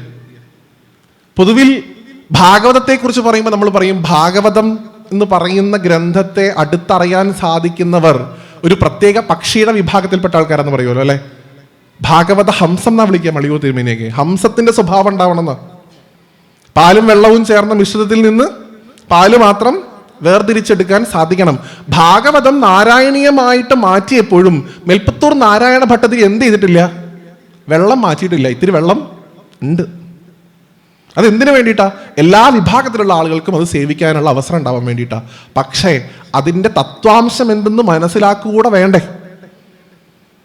നാരായണീയത്തിന്റെ ജനനം പോലും നോക്കൂ, അങ്ങനെ ഒരു തത്വാംശത്തിൽ നിന്നാണ് ഉണ്ടാവുന്നത്. മാതൃത്വത്തിന്റെ കൂടെ ഗുരുവായൂർക്ക് എത്തുന്ന ഭട്ടതിരി നിങ്ങൾക്ക് എല്ലാവർക്കും അറിയാവുന്നതായിരിക്കും. എങ്കിലും 2 പേർക്കെങ്കിലും തെറ്റിദ്ധാരണ ഉണ്ടെങ്കിൽ അത് മാറാൻ വേണ്ടിയിട്ടാണ് പറയണത്. മേൽപ്പത്തൂരിന് സ്വയം വാതരോഗം വന്നതല്ലല്ലോ. മേൽപ്പത്തൂരിന്റെ ഗുരുനാഥനായിട്ടുള്ള അച്യുത പിഷാരടിക്ക് വന്നിട്ടുള്ള വാതരോഗം ഛായാധാനം മുഖേന സ്വീകരിക്കുകയാണ് ചെയ്യുന്നത് ഭട്ടതിരി. 25 വയസ്സ് 27 വയസ്സാണ് പ്രായം. ഓർത്തു നോക്കൂ, 27 വയസ്സുള്ളൊരു യുവാവാണ് ഗുരുനാഥനോട് പറയുന്നത്, അങ്ങയുടെ പാപഭാരം എനിക്ക് തന്നോളൂ, ഞാൻ സ്വീകരിച്ചോളാം എന്ന്. എത്ര പേർക്ക് സാധിക്കും? അപ്പൊ അദ്ദേഹത്തിന് ഉണ്ടായിട്ടുള്ള അവശതകൾ മുഴുവൻ മാറി. അച്യുത പിഷാരടിക്ക് ഒരു ബുദ്ധിമുട്ടും ഉണ്ടാവില്ല. മേൽപ്പത്തൂരിന്റെ വാതരോഗം ആരംഭിക്കുകയും ചെയ്യുന്നു. അങ്ങനെ ഗുരുവായൂർക്ക് വരുന്നു. ഗുരുവായൂർ വരുന്ന സമയത്ത് അദ്ദേഹത്തിന് എങ്ങനെയാണ് ഭഗവാനെ ഉപാസിക്കേണ്ടതെന്ന് അറിയാൻ വേണ്ടി, ഈ വാതരോഗം മാറാൻ എന്ത് ചെയ്യണമെന്ന് വേണ്ടി ഒരാളുടെ സഹായം തേടുന്നുണ്ട്. നിങ്ങൾക്ക് എല്ലാവർക്കും അറിയാം. അദ്ദേഹത്തിന്റെ ജ്യേഷ്ഠനായിട്ടുള്ള ദാമോദരൻ എന്ന് പറയുന്ന വ്യക്തിയെ എങ്ങോട്ട് അയച്ചു? ചിറ്റൂർക്ക് അയച്ചു എന്നാ പറയുക, തുഞ്ചാൻ ആശ്രമത്തിലേക്ക്. അവിടെയാണ് ആചാര്യൻ ഉണ്ടായിരുന്നത്. എനിക്ക് പലപ്പോഴും തോന്നിയിട്ടുണ്ട്, നോക്കൂ, രാമായണം പ്രത്യേകിച്ച് രാമായണത്തിന്റെ മാസം സമയത്ത് നമ്മൾ നിരവധിയായിട്ട് നമ്മളത് പറഞ്ഞതുമാണ്. രാമായണ ഗ്രന്ഥം എടുത്തിട്ട് ഭഗവാനെ നന്നായിട്ട് ധ്യാനിച്ച്, ആചാര്യൻ തുഞ്ചത്തെഴുത്തച്ഛനെ നന്നായിട്ട് ധ്യാനിച്ച് രാമായണം പുസ്തകം തുറന്നിട്ട് മണത്ത് നോക്കുക. You can smell blood on it. രക്തം മണക്കെന്നാ പറയുക. സാമൂതിരിയുടെ തടവിലായിരുന്നു. ചക്കിൽ തളച്ചിട്ടപ്പോൾ എഴുതിയത്, അത് സുഖമായിട്ട് AC ഇരുന്നപ്പോൾ എഴുതിയതല്ല. എൻ്റെ മക്കൾക്ക് നാളെ എൻ്റെ ഭാഷയിൽ പുരാണങ്ങൾ പഠിക്കാനുള്ള സ്ഥിതിവിശേഷം ഉണ്ടാവണം എന്നുള്ള ആ മഹാത്മാവിൻ്റെ ഒരു ദൃഢനിശ്ചയം കൊണ്ടാണ് അധ്യാത്മ രാമായണം കിളിപ്പാട്ട് നമുക്ക് കിട്ടിയത് കേട്ടോ. അതുകൊണ്ടാണ് ഞാൻ എല്ലായിടത്തും പറയുന്നത്, ആ ഏത് ഗ്രന്ഥമാണ് അവിടെ പാരായണം ചെയ്യപ്പെടുന്നത് അത് എഴുതിയ ആളെ കൂടി സ്മരിക്കുക എന്നുള്ളത് നിർബന്ധമാണ്. അങ്ങനെയുള്ള എഴുത്തച്ഛൻ്റെ അടുത്തേക്കാണ് അയച്ചത്. അപ്പം അദ്ദേഹത്തോട് ചോദിച്ചു എന്ത് ചെയ്യണം എന്നുള്ളത്. നിങ്ങൾക്ക് എല്ലാവർക്കും അറിയാൻ ഞാൻ വിസ്തരിക്കുന്നില്ല. എന്ത് പറഞ്ഞു? മീൻ തൊട്ട് കൂട്ടാൻ പറയുന്നു അല്ലേ. നിരവധിയായിട്ടുള്ള തവണ ഭർസിക്കുന്നുണ്ട് ഇദ്ദേഹത്തിൻ്റെ ജ്യേഷ്ഠൻ എഴുത്തച്ഛനെ. എന്തൊക്കെയാണ് പറയണത്? മഹാത്മാവായിട്ടുള്ള ഭട്ടതിരിക്ക് താൻ ഈ പറയുന്ന പോലെ ഇമാതിരി സാധനങ്ങളെ കഴിക്കാൻ പാടൂ, തൻ്റെ അടുത്തേക്ക് വന്ന് ഞാൻ എത്ര പാപിയാണെന്നൊക്കെ പറഞ്ഞിട്ട് അവിടെ നിന്ന് പോകുന്നത്. ഗുരുവായൂർക്ക് ചെന്ന് ഭട്ടതിരിയോട് പറയുന്നു, അദ്ദേഹം പറഞ്ഞത് എന്തെന്ന് എനിക്ക് പുറത്ത് പറയാൻ കൊള്ളില്ല, എന്നാലും പറയൂ എന്നുള്ള നിർബന്ധത്തിന് വഴങ്ങിയിട്ടാണ് പറയുന്നത് മീൻ തൊട്ട് കൂട്ടാൻ പറഞ്ഞു എന്ന്. മേൽപ്പത്തൂരിന് എന്ത് സ്വഭാവം ഉണ്ടായിരുന്നില്ല? പാലും വെള്ളം മിക്സ് ചെയ്ത് കുടിക്കുന്ന സ്വഭാവം ഉണ്ടായിരുന്നില്ല. അതുകൊണ്ട് അദ്ദേഹത്തിന് മനസ്സിലായി എന്താണ് ഉദ്ദേശം. അത് മാത്രം എടുത്തു. അതെടുത്തു. ഭഗവാന്റെ അവതാരങ്ങളെ കീർത്തിച്ചുകൊണ്ട് നാരായണീയ രചന തുടങ്ങി. ഇന്നത്തെ കാലഘട്ടത്തിലാണ് എഴുത്തച്ഛൻ ഇങ്ങനെ പറഞ്ഞിരുന്നതെങ്കിൽ നിങ്ങൾ ആലോചിച്ച് നോക്കുക എന്താവും അവസ്ഥ. അടുത്ത് എവിടെയാ മാർക്കറ്റ് ഉള്ളതെന്ന് നോക്കുക. കാരണം അത് കൊണ്ടുപോകണല്ലോ ഗുരുവായൂർക്ക് പോകുമ്പോൾ. അതുകൊണ്ട് നാരായണീയത്തിന്റെ മഹത്വം, നാരായണന്റെ മഹത്വം അത് കൃതി കൊണ്ടും ഭഗവാൻ എന്നുള്ളത് കൊണ്ടും അടുത്ത് മനസ്സിലാക്കണമെന്നുണ്ടെങ്കിൽ അതിന്റെ തത്വാംശം മനസ്സിലാക്കി തന്നെ സാധിക്കുള്ളൂ. അതിനു വേണ്ടിയിട്ടുള്ള സഞ്ചാരമായിരിക്കണം നാളെ പാരായണം ചെയ്യപ്പെടുമ്പോഴും പ്രഭാഷണങ്ങൾ നടക്കുന്ന സമയത്തും ആത്യന്തികമായിട്ട് നമ്മുടെ ഓരോരുത്തരുടെയും ഉള്ളിലുണ്ടാവേണ്ടത്. എനിക്ക് സാധിക്കുമെങ്കിൽ ഞാനും വന്ന് കേൾക്കണം എന്ന് കരുതുന്നുണ്ട്. ഇടവന്ന തിരുമേനിയൊക്കെ വരുന്ന സമയത്ത് ഇവിടെ വരാതിരിക്കുക എന്ന് പറയുന്നത് വളരെ മോശം. അപ്പം അതുകൊണ്ട് ആ തത്വാംശത്തെ മനസ്സിലാക്കാനുള്ള ശ്രമം സഞ്ചരിച്ചുകൊണ്ടേ ഇരിക്കുക ആ പാതയിൽ.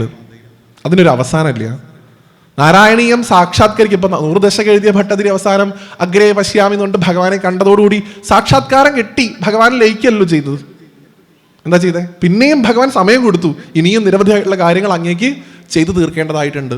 മേൽപ്പത്തൂർ നാരായണ ഭട്ടതിരിയെ വെറും ഒരു നാരായണീയം, ഞാൻ വെറും ഒരു നാരായണീയം എന്ന് പറഞ്ഞ നാരായണീയത്തെ ചെറുതാക്കുകയല്ല ചെയ്യുന്നത്. അദ്ദേഹം എഴുതിയ നിരവധിയായിട്ടുള്ള ഗ്രന്ഥങ്ങൾ വേറെ ഉണ്ട്. എനിക്ക് തോന്നുന്നത് കേരളത്തിലെ തന്നെ ആദ്യത്തെ യാത്രാ വിവരണം എഴുതിയിട്ടുള്ള മഹാത്മാവ് എന്ന് പറയുന്നത് മേൽപ്പത്തൂർ നാരായണ ഭട്ടതിരിയാണ്. ഗോശ്രീ നഗര പ്രശസ്തി എന്നാ പേര്. ഏതാ ഗോശ്രീ? കൊച്ചി. ആ സ്ഥലത്തിന്റെ പേര് അതാണ്. കൊച്ചി എന്നുള്ളത് ഗോശ്രീ എന്നുള്ളതുകൊണ്ട് ഉണ്ടായതാ. എറണാകുളം നഗരത്തിൽ മേൽപ്പത്തൂര് പോയി അവിടുത്തെ സ്ഥലങ്ങളൊക്കെ കണ്ട് അത് കൃതിയാക്കിയതാ. നോക്കൂ, യാത്രാവിവരണം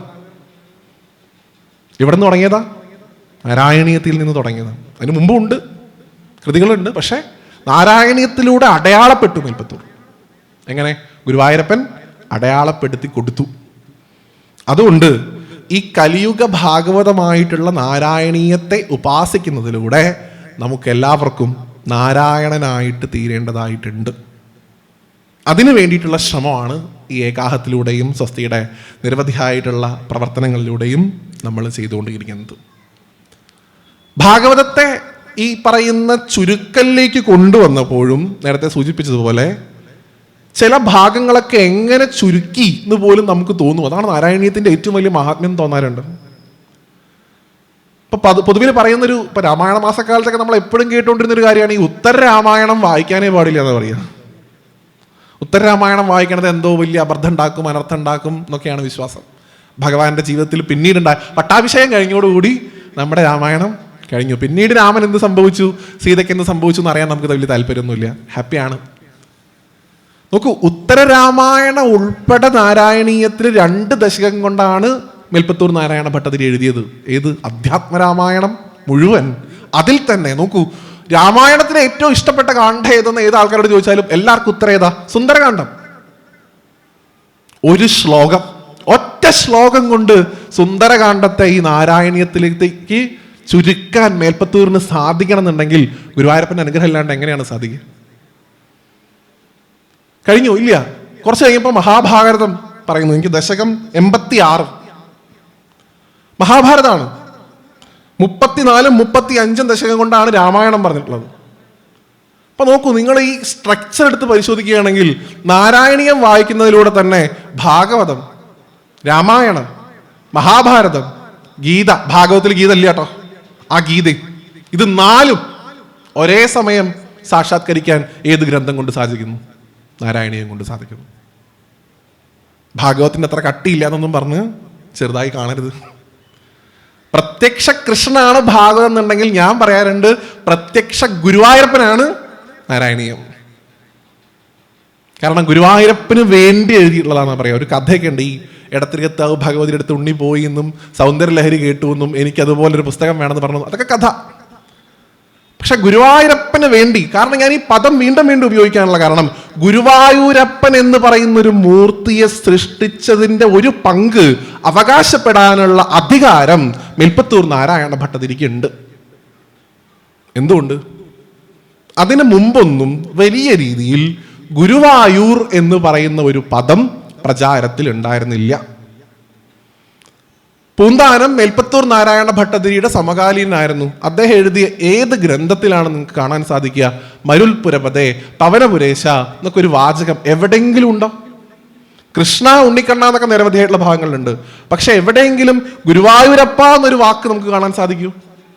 ഇല്ല. എപ്പോഴാണ് അത് കൂടുതൽ പ്രചാരത്തിലേക്ക് വന്നിട്ടുള്ളത്? മേൽപ്പത്തൂർ ഓരോ ദശകം കഴിയുന്ന സമയത്തും മരുൽപുരപതേ വാതാലയേശ എന്നൊക്കെ പറഞ്ഞ് ഭഗവാന്റെ ഈ പേര് ഇങ്ങനെ ലോകത്തിന് മുഴുവൻ മുമ്പിൽ പ്രസിദ്ധപ്പെടുത്തി. ഇവിടെ ഇരിക്കുന്ന സമയത്ത് ഒരിക്കലും മറക്കാൻ പാടില്ലാത്തൊരു മഹാത്മാവ് കൂടി ഉണ്ട്. അദ്ദേഹത്തിന്റെ പേര് ശങ്കാളിപുരം അനന്തരാമ ദീക്ഷിതർ എന്നാണ്. കേട്ടിട്ടുള്ള ആൾക്കാർ നാരായണീയത്തെക്കുറിച്ച് കൂടുതൽ മനസ്സിലാക്കി എല്ലാവർക്കും അറിയായിരിക്കും.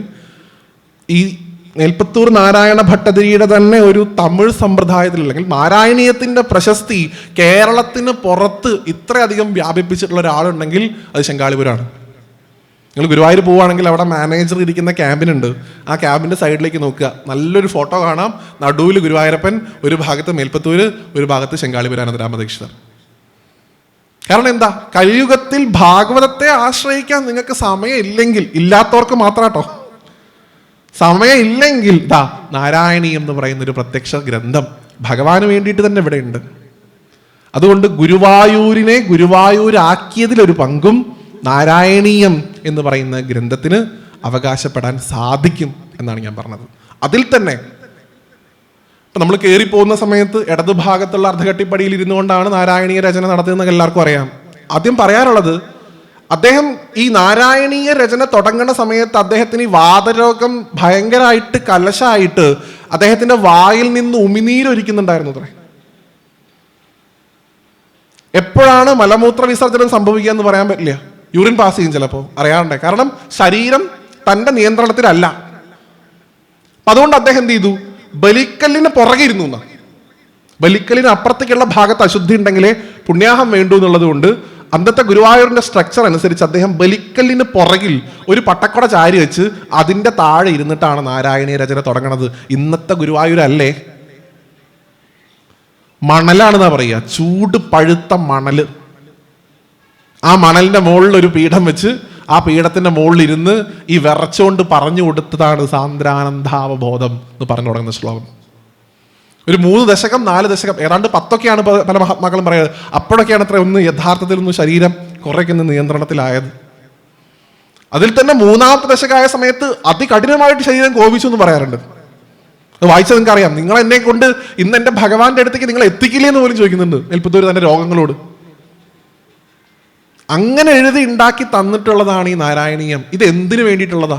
ആത്യന്തികമായിട്ട് ധർമാർത്ഥ കാമമോക്ഷങ്ങളിൽ ഒന്ന് മേൽപ്പത്തൂരൊന്ന് പിടിച്ചോ, ഒന്ന് തൽക്കാലം നിങ്ങൾ ഈ ഭൂമിയിൽ നിന്ന് ഈ ഗുരുവായൂരപ്പൻ്റെ ഈ ഓരോരോ അലങ്കാരങ്ങൾ കണ്ട്, ഗുരുവായൂരപ്പൻ്റെ ഓരോരോ കഥകൾ കേട്ട് നിങ്ങൾ ഈ ഭൂമിയിൽ തന്നെ ഇരുന്നാൽ മതി, പെട്ടെന്ന് നിങ്ങൾക്കൊരു മോക്ഷം വേണ്ട എന്ന് മേൽപ്പത്തൂരിന് തോന്നിയോന്ന് തോന്നും. കാരണം എന്താ?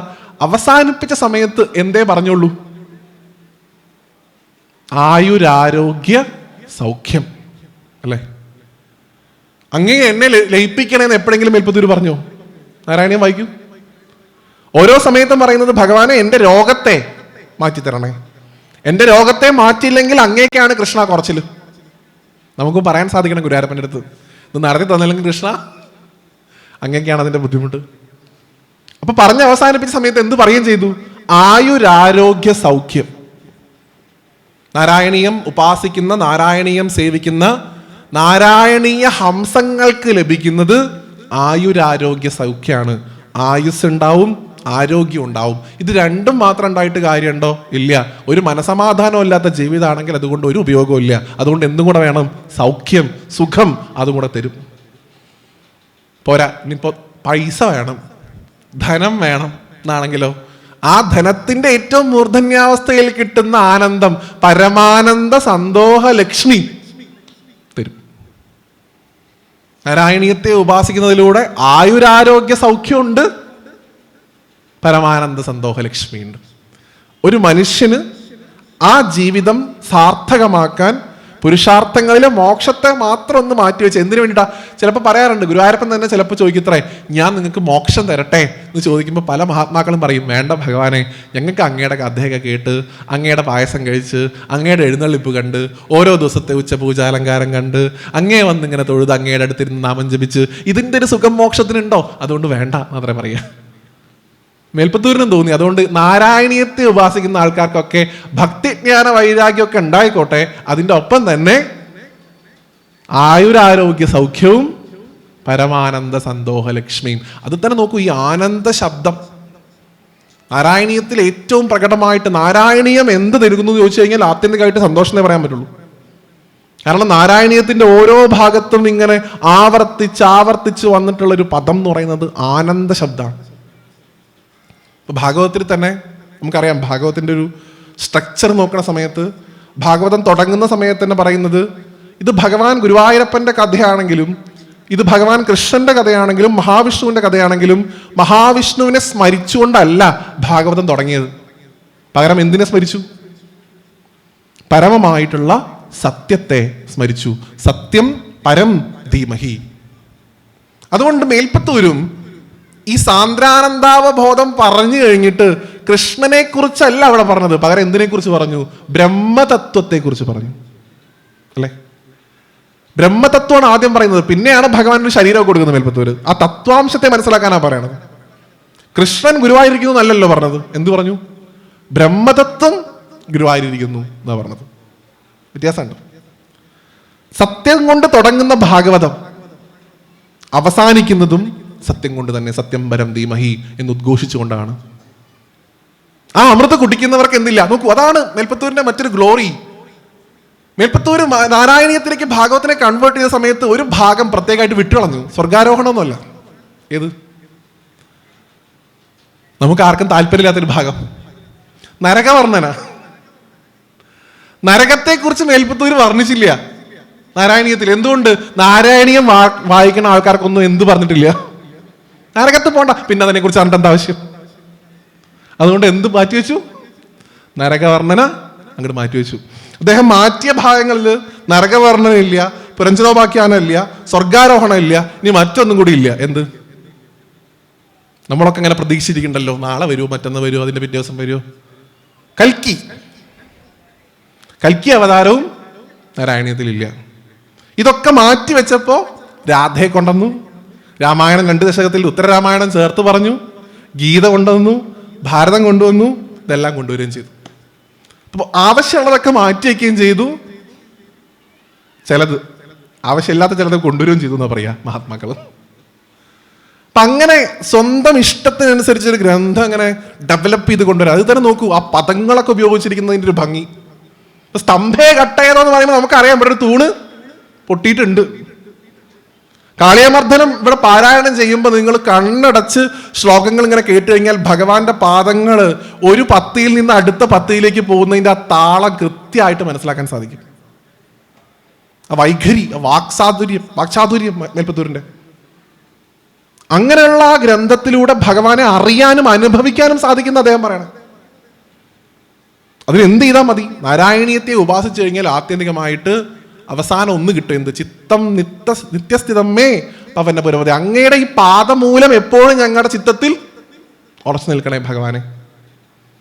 ആ ഒറ്റ പ്രാർത്ഥനയിലൂടെയാണ് ആയുരാരോഗ്യ സൗഖ്യവും പരമാനന്ദ സന്തോഷ ലക്ഷ്മിക്ക് നമുക്ക് കിട്ടുന്നത്. അപ്പം അതുകൊണ്ട് ആ ഭഗവാന്റെ പ്രത്യക്ഷ സ്വരൂപമായിട്ടുള്ള ഈ ഗ്രന്ഥത്തെ അറിയുന്ന തരത്തിൽ എങ്ങനെയാണെങ്കിലും, ഇപ്പം നേരത്തെ ഇവിടെ വ്യാഖ്യാനിച്ച സമയത്ത് പല ആളുകളും പറഞ്ഞു, സ്വാഗതപ്രസംഗത്തിലൊക്കെ പറഞ്ഞു, നമുക്ക് ഈ കാലഘട്ടത്തിനനുസരിച്ച് നാരായണീയത്തെ എങ്ങനെ മനസ്സിലാക്കാൻ നമ്മുടെ ബുദ്ധിക്കും നമ്മുടെ ശേഷിക്കും അനുസരിച്ച് സാധിക്കുമോ അത് മനസ്സിലാക്കാനും ആ ബുദ്ധിക്കും ശേഷിക്കും അപ്പുറത്തേക്ക് നാരായണീയത്തിൻ്റെ വലിപ്പം ബോധ്യപ്പെടുത്താനുമാണ് ഈ ഏകാഹം സ്വസ്തി സംഘടിപ്പിച്ചിട്ടുള്ളത്. നമ്മുടെ ഒരു ലെവലിൽ നമ്മൾ മനസ്സിലാക്കാൻ ചെയ്യുക. ഇത് മാത്രമല്ല, ഇനിയും ഒരുപാട് പഠിക്കാനുണ്ട് എന്നുള്ള തിരിച്ചറിവ് സമ്പാദിക്കുക. ഞാൻ നാരായണിയൊക്കെ അരച്ച് കലക്കി കുടിച്ചിട്ടുള്ള ആളാണ് എന്ന് പറയുന്നത് ഭഗവാൻ പണ്ട് പറഞ്ഞ പോലെ ഈ ഭക്തിയേക്കാൾ അല്ല വിഭക്തിയേക്കാൾ ഭക്തിയാണ് താല്പര്യം എന്ന് ഭഗവാനെ കൊണ്ട് പറയിക്കാതിരിക്കുക. എനിക്ക് പലപ്പോഴും തോന്നിയിട്ടുണ്ട് ഈ മേൽപ്പത്തൂരിനെ വില്ലനാക്കണ ഒരു സമ്പ്രദായം നമ്മുടെ നാട്ടിൽ നല്ലോണം ഉണ്ട്.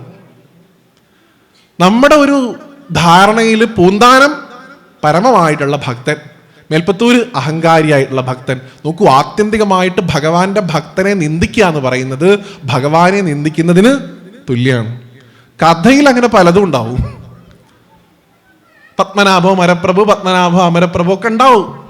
അതിൻ്റെയൊക്കെ ക്രെഡിറ്റ് കൊണ്ടുപോയിട്ട് മേൽപ്പത്തൂരിന് ചാർത്തി കൊടുക്കുമ്പോൾ ആത്യന്തികമായിട്ട് നമ്മൾ അപമാനിക്കുന്നത് ആരെ തന്നെയാണ്? ഭഗവാനെ തന്നെയാണ്, ഗുരുവായൂരപ്പനെയാണ്. സ്വപ്നദർശനം കാണിച്ചു എന്നാ പറയുക. എന്ത്? ഒരു ഉണ്ണി. ഇതാ ഈ പുസ്തകത്തിലുണ്ട്, ഗുരുവായൂർ ദേവസ്വം പുറത്തിറക്കിയിട്ടുള്ള പ്രൊഫസർ തന്മന രാമചന്ദ്രൻ നായരുടെ നാരായണീയം വ്യാഖ്യാനാണ്. ഇത് വായിക്കുക. ഏതോ ഒരു സമയത്ത് തിരക്ക് കൊണ്ട് പൂന്താനത്തിന്റെ ഗ്രന്ഥം വാങ്ങാതിരിക്കുന്ന ഈ പറയുന്ന മേൽപ്പത്തൂർ നാരായണ ഭട്ടതിരിക്ക് ഗുരുവായൂരപ്പൻ അശരീരി ഒന്നുമല്ല കേൾപ്പിച്ചത്. ഏത്? ശീലകത്തുനിന്ന് അശരീരി ഉണ്ടായി, താങ്കളുടെ വിഭക്തിയേക്കാൾ എനിക്ക് പൂന്താനത്തിന്റെ ഭക്തിയാണ് ഇഷ്ടം എന്ന് ഗുരുവായൂരപ്പൻ ശ്രീകോവിലിരുന്ന് പറയല്ല ചെയ്ത്. ഒരു ഉണ്ണി മേൽപ്പത്തൂരിന്റെ സ്വപ്നത്തിൽ വന്നു പറഞ്ഞു അത്രേ. പിറ്റേ ദിവസം മേൽപ്പത്തൂര് പോയി നമസ്കരിച്ചു പൂന്താനത്തെ. നോക്കൂ അദ്ദേഹത്തിന്റെ വലുപ്പം എന്താന്ന്. അദ്ദേഹത്തിന് ഇത് പറയേണ്ട എന്താവശ്യമുള്ളത്? എന്തോ ഒരു സ്വപ്നം കണ്ടു, അങ്ങനെ വിട്ടാ പോരെ. ഉള്ളിൽ ഭഗവാൻ ഉണ്ടായിരുന്നു മേൽപ്പത്തൂരിനെ, അതുകൊണ്ടാ പോയി നമസ്കരിച്ചത്. അതുകൊണ്ട് ഈ നാരായണീയം ഏകാഹം കഴിയുമ്പോഴെങ്കിലും നമ്മൾ ഈ മേൽപ്പത്തൂരിനെ വില്ലനാക്കണ കഥകളൊക്കെ കേൾക്കുമ്പോൾ പൊതുവിൽ പറയാം, ഏറ്റവും കൂടുതൽ ഈ ധർമ്മത്തിലുള്ള പ്രയാസം അനുഭവപ്പെടുന്ന 2-3 ആൾക്കാരെന്ന് പറഞ്ഞു ഗുരുവായൂരപ്പൻ തന്നെ സ്വയം, പിന്നൊന്ന് നാരദ മഹർഷി, പിന്നൊന്ന് മേൽപ്പത്തൂര. എന്ത് ബുദ്ധിമുട്ടുണ്ടെങ്കിലും ഇവർക്കാ ചാർത്തി കൊടുക്കുക. ഓം നമോ ഭഗവതേ വാസുദേവായ എന്നുള്ള മന്ത്രം ധ്രുവന് ഉപദേശിക്കുന്നത്, ഓം നമോ നാരായണായ എന്ന് പറയുന്ന മന്ത്രം പ്രഹ്ലാദന് ഉപദേശിക്കുന്ന നാരദ മഹർഷിയാണ് നമ്മളെ ഏഷണിക്കാരെന്ന് പറഞ്ഞു കൊടുക്കുന്നത്. പിന്നെ നമ്മൾ എത്ര നാരായണീയം വായിച്ചിട്ട് എന്താണ് കാര്യം? അതാണ് ഞാൻ പറഞ്ഞത്, ഭഗവാന്റെ ഭക്തരെ അപമാനിക്കുക എന്ന് പറഞ്ഞാൽ ആത്യന്തികമായിട്ട് ഭഗവാനെ അപമാനിക്കുന്നതിന് തുല്യ. കാരണം ഭഗവാന്റെ ഒരു പ്രോമിസ് ഉണ്ട്. എന്ത്?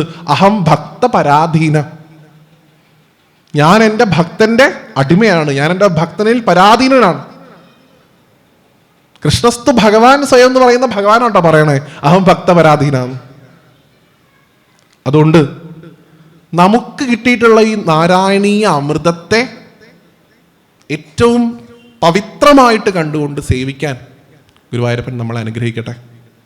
ഇനി അതിൽ തന്നെ ഞാൻ അവസാനിപ്പിക്കുകയാണ്. വൃശ്ചികമാസം വരാൻ പോകുന്നു. ഭഗവാൻ സ്വാമിയുടെ അടുത്തേക്ക് പോകാൻ വേണ്ടി തയ്യാറെടുത്ത് നിൽക്കുന്ന നിരവധിയായിട്ടുള്ള ആളുകൾ ഉണ്ടാവും. ഭഗവാൻ പൊതുവിൽ വിളിക്കുന്ന പേരാണ് ഭഗവാനെ കലിയുഗ വരദൻ എന്നാ വിളിക്കുക അല്ലെ. കലികാലത്തിൽ ഭഗവാൻ അവിടെ ഉള്ളത് കൊണ്ടാണ് ഈ ധർമ്മം ഇങ്ങനെയൊക്കെ പരിപോഷിച്ച് പോകുന്നത് എന്നാ പറയുക. എന്നാൽ ഈ കലിയുഗ വരദൻ എന്ന് ഭഗവാനെ വിളിക്കുന്നതിൻ്റെ ഒപ്പം തന്നെ ഭഗവാനെ ഏറ്റവും കൂടുതൽ ആശ്രയിക്കുന്നത് കേരളീയ പാരമ്പര്യത്തിൽ ശനിക്കുണ്ടാവണ അപഹാരത്തിന് പരിഹാരമായിട്ടാണ് ശാസ്താവിനെ പറയുക അല്ലേ. ശനിദോഷം മാറ്റണ ആളാണ് ശാസ്താവ്. നോർത്തിലേക്ക് പോയി കഴിഞ്ഞാൽ ഹനുമാനാവും, ശാസ്താവും ഹനുമാനും. ഇപ്പൊ ജ്യോതിഷം അറിയാവുന്ന ആളുകൾക്കറിയാം, ജ്യോതിഷത്തിൽ ഓരോ ഗ്രഹങ്ങളെ ഓരോ മൂർത്തിക്ക് വേണ്ടി സങ്കല്പിക്കും. ഇപ്പൊ സൂര്യൻ മഹാദേവനാണ്, ചന്ദ്രൻ ദുർഗയാണ്, ഇങ്ങനെ പോവും. ചൊവ്വ സുബ്രഹ്മണ്യനും ഭദ്രകാളിയും പറയാറുണ്ട്. ഇങ്ങനെ പോവും. ചില വസ്തുക്കളും കൽപ്പിക്കും.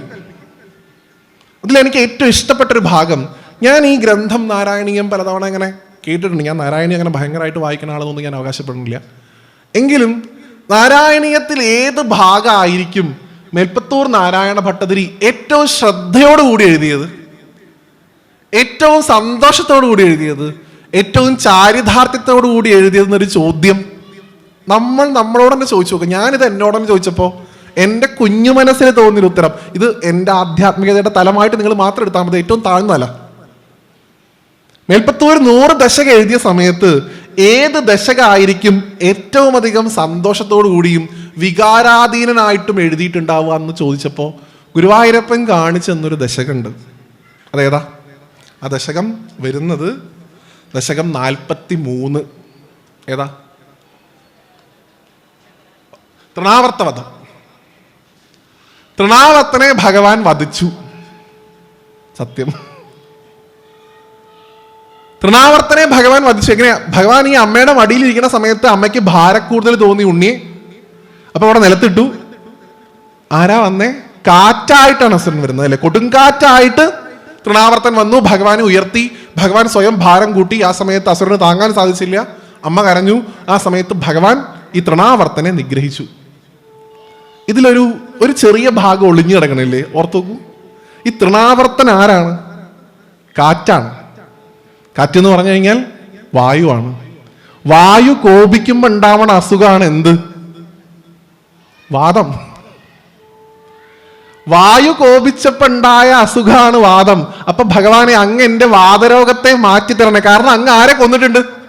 വായുവിനെ അങ്ങ് കൊന്നിട്ടുണ്ട്. അതുകൊണ്ട് എന്റെ വായുരോഗത്തെ അങ്ങ് മാറ്റി തരണേന്നാണ് 43-ാമത്തെ ദശകത്തിന്റെ അവസാനം. വാദാത്മകം ധനുജമേവി പ്രദ്യുന്നൻ വാദോത്മവാൻ മമ ഗതാൻ കിമു നോ ദുനോഷി കിം വാ കരോമി പുനരപ്യ നിലാലയേശ നിശേഷ രോഗശമനം മുഹുരുത്തതയത്വം എന്ന് പറഞ്ഞ് ഭഗവാനെ പ്രാർത്ഥിക്കുന്നുണ്ട്. എന്താ പ്രാർത്ഥിക്കണേ? അല്ലയോ ഗുരുവായൂരപ്പ, ഇപ്രകാരം വാദസ്വരൂപനായിട്ടുള്ള അസുരനെ ഇല്ലാതാക്കി അവിടുന്ന് വാദകോപം കൊണ്ടുണ്ടായിട്ടുള്ള എൻ്റെ ഈ രോഗത്തെ മാറ്റി തരാത്തത് എന്താണ് എന്ന് ചോദിച്ചത്. തൃണാവർത്തനായിട്ടുള്ള കാറ്റിനെ അങ്ങേക്ക് കൊല്ലാന്നുണ്ടെങ്കിൽ എൻ്റെ ദേഹത്ത് കോപിച്ചിരിക്കുന്ന ഈ വായുവിനെ കൊല്ലാൻ അങ്ങേക്ക് എന്ത് എളുപ്പമാണ്. എന്തുകൊണ്ടാണ് ഭഗവാൻ ഇത് ചെയ്യാത്തത്? എപ്പോ? 43-ാമത്തെ ദശകത്തിൽ. അപ്പോഴാ ചോദിച്ചേ.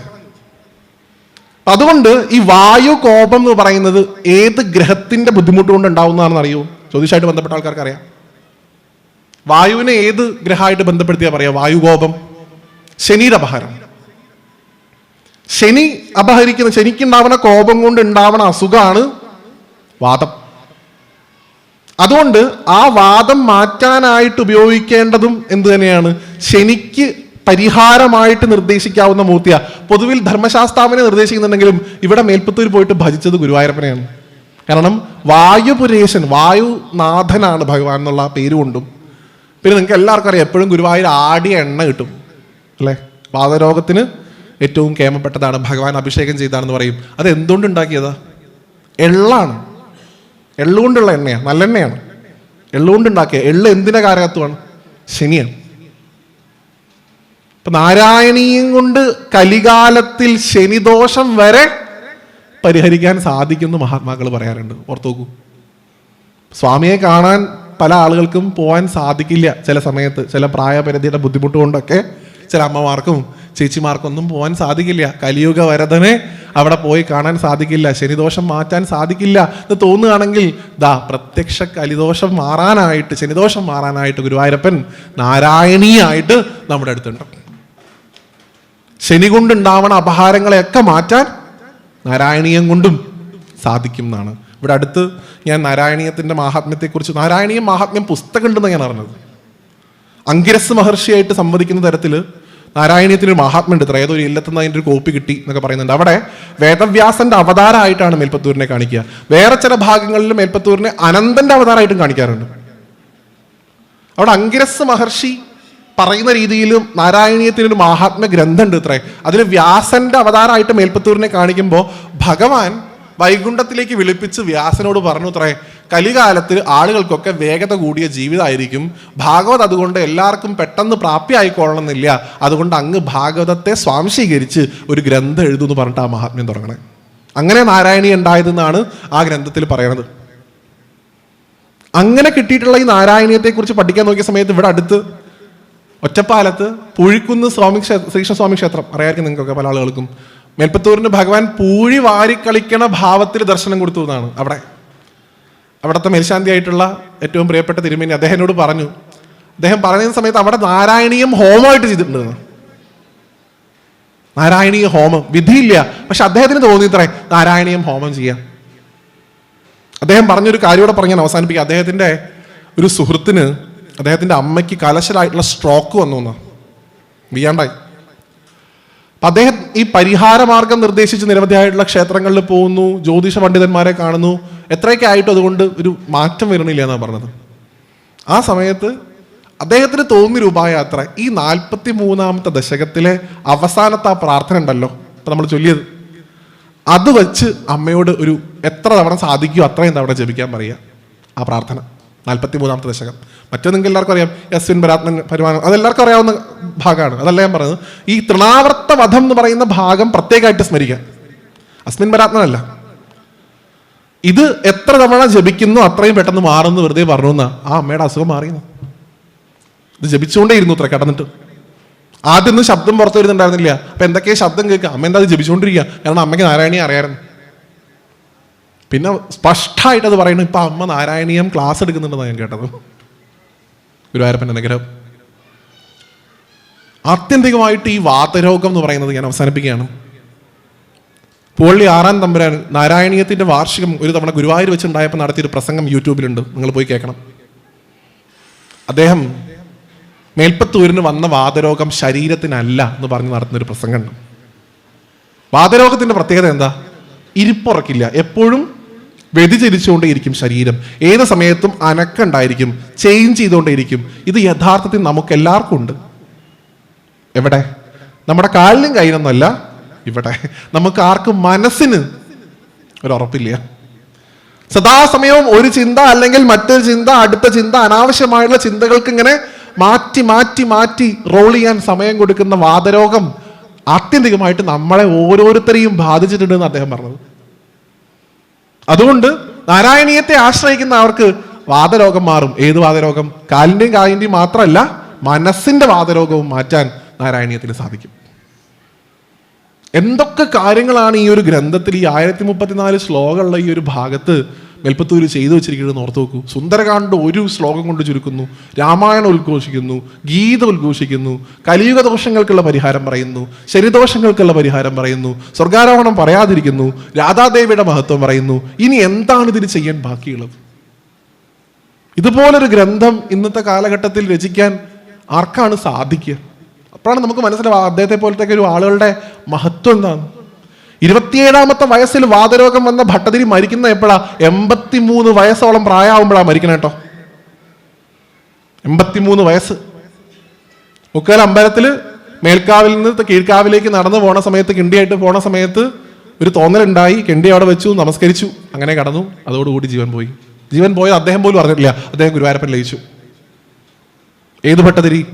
ഈ മൂക്കിൽ നിന്നും വായിൽ നിന്നും തുപ്പലൊലിച്ച് അമ്പലത്തിനകത്ത് കയറാൻ പറ്റാതെ കൃഷ്ണ ഇത് കാണുന്നില്ല എന്ന് ചോദിച്ച അതേ ഭട്ടതിരിയാണ് 27ാമത്തെ വയസ്സ് മുതൽ 83ാമത്തെ വയസ്സ് വരെ ശോഭിച്ച് ഒരു കാവ്യസൂര്യനായിട്ട് ഈ മലയാള മണ്ണിലൂടെ സഞ്ചരിച്ചത്. അതും നിരവധിയായിട്ടുള്ള പരദേശ ബ്രാഹ്മണരെ ഉൾപ്പെടെ അദ്ദേഹം തർക്കത്തിൽ പരാജയപ്പെടുത്തിയുന്നുണ്ട് മേൽപ്പത്തൂരിന്റെ മഹത്വത്തിൽ.